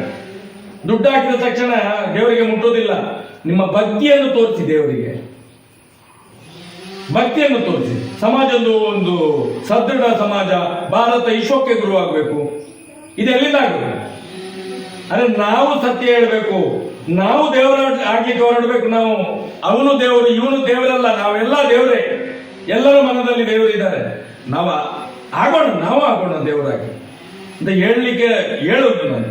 ಎಲ್ಲರೂ ದೇವರಾಗಿ, ಯಾರನ್ನೋ ದೇವರು ಅಂತ ಹೇಳಿ ಮೆಚ್ಚಿಸಿ ನೀವು ಮುಂದೆ ನಡೆದರೆ ಇದು ಈ ಮಣ್ಣಿಗೆ ಮಾಡಿದಂತಹ ಪಾಪ, ಇದು ಅಪಪ್ರಚಾರ. ಈ ಮಣ್ಣಿಗೆ, ಭಾರತ ಮಾತೆಯ ಮಣ್ಣಿಗೆ ಮಾಡಿದಂತಹ ಅಪಪ್ರಚಾರ. ಈ ಮಣ್ಣು ನಿಮ್ಮನ್ನು ಬಿಡುವುದಿಲ್ಲ. ಸತ್ಯದ ಪರವಾಗಿ ನಿಂತವರಿಗೆ ಈ ಮಣ್ಣು ಮಾತ್ರ ಶಕ್ತಿ ಕೊಡೋದು. ಇಲ್ಲಾದ್ರೆ ಇವತ್ತಲ್ಲ ನಾಳೆ ಈ ಮಣ್ಣು ಬಿಡುವುದೇ ಇಲ್ಲ. ನಿಮ್ಮನ್ನು ಮಣ್ಣು ಆವಾಗಿ ಕಚ್ಚದೆ. ನಿಮಗೆ ಜಾಗೃತರಾಗಿರಿ ಅಂತ ಹೇಳುದು ನಾನು. ಇದು ನನ್ನ ಮನವಿ ಈ ಸಮಾಜಕ್ಕೆ. ಓಕೆ ಸರ್, ಈಗ ನೋಡಿ ಹೇಳ್ತಾರೆ, ಈಗ ಅವತ್ತಿನ ಕಾಲದಿಂದ ಬುದ್ಧ, ಬಸವಣ್ಣ, ಯೇಸು ಕ್ರಿಸ್ತ ಇರ್ಬೋದು, ಮೊಹಮ್ಮದ್ ಪೈಗಂಬರ್ ಇರ್ಬೋದು, ಬೇಕಾದಷ್ಟು ಗಾಂಧಿಯಿಂದ ಹೇಳಿ ಎಲ್ಲರೂ ಬಂದು ಹೋದರು. ಅದು ಇನ್ಯಾರು ಬರಲ್ಲ, ಹೇಳಕ್ಕೆ ಬರಲ್ಲ. ಈಗಾಗಲೇ ಕುವೆಂಪುರು ಅವತ್ತೇ ಹೇಳಿದ್ದಾರೆ, ಈ ಚರ್ಚು ಮಸೀದಿ ಮಂದಿರ ಬಿಟ್ಟು ಹೊರಗೆ ಬನ್ನಿ ಅಂತ. ಹಾಗಾಗಿ ಆಧ್ಯಾತ್ಮಿಕದ ಕಡೆಗೆ ಒಂದಷ್ಟು ಯೋಚನೆ ಮಾಡಿ ಬಿಟ್ರಿ, ಪೂಜೆ ಪುರಸ್ಕಾರ ಅಂತೇಳಿ. ಇನ್ನು ಮುಂದೆ ಸೌಜನ್ಯ ವಿಚಾರ ನೀವು ಹೇಳಿದಾಗೆ ಇವತ್ತೊಂದು ಹೊಸ ಬದಲಾವಣೆ. ಈಗಾಗಲೇ ಕೇಳ್ತಿದ್ದಾರೆ, ಯಾವತ್ತು ಮೂರ್ತಿ ಸ್ಥಾಪನೆ ಮಾಡ್ತೀರಿ ಅಂತ.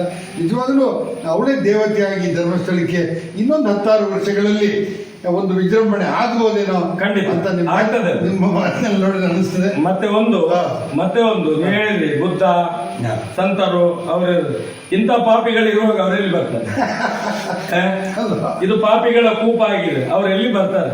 ಬರ್ಲಿಕ್ಕೆ ಸಾಧ್ಯವೇ ಇಲ್ಲ. ಅವ್ರು ಬರ್ಬೇಕಾದ್ರೆ ನಾವಷ್ಟು ಕ್ಲಿಯರ್ ಆಗ್ಬೇಕು.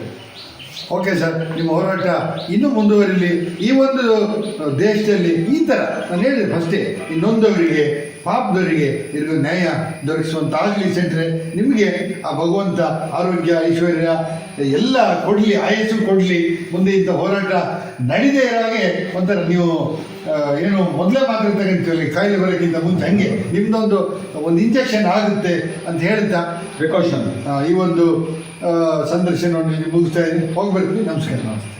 ಚಿಕಿತ್ಸೆ ಪುನರ್ವಸತಿಗಾಗಿ 24x7 ನರ್ಸಿಂಗ್ ಮತ್ತು geriatric care center. Treatment rehabilitation 24x7 nursing with geriatric care centre.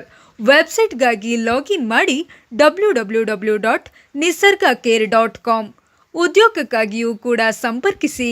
Contact for job also.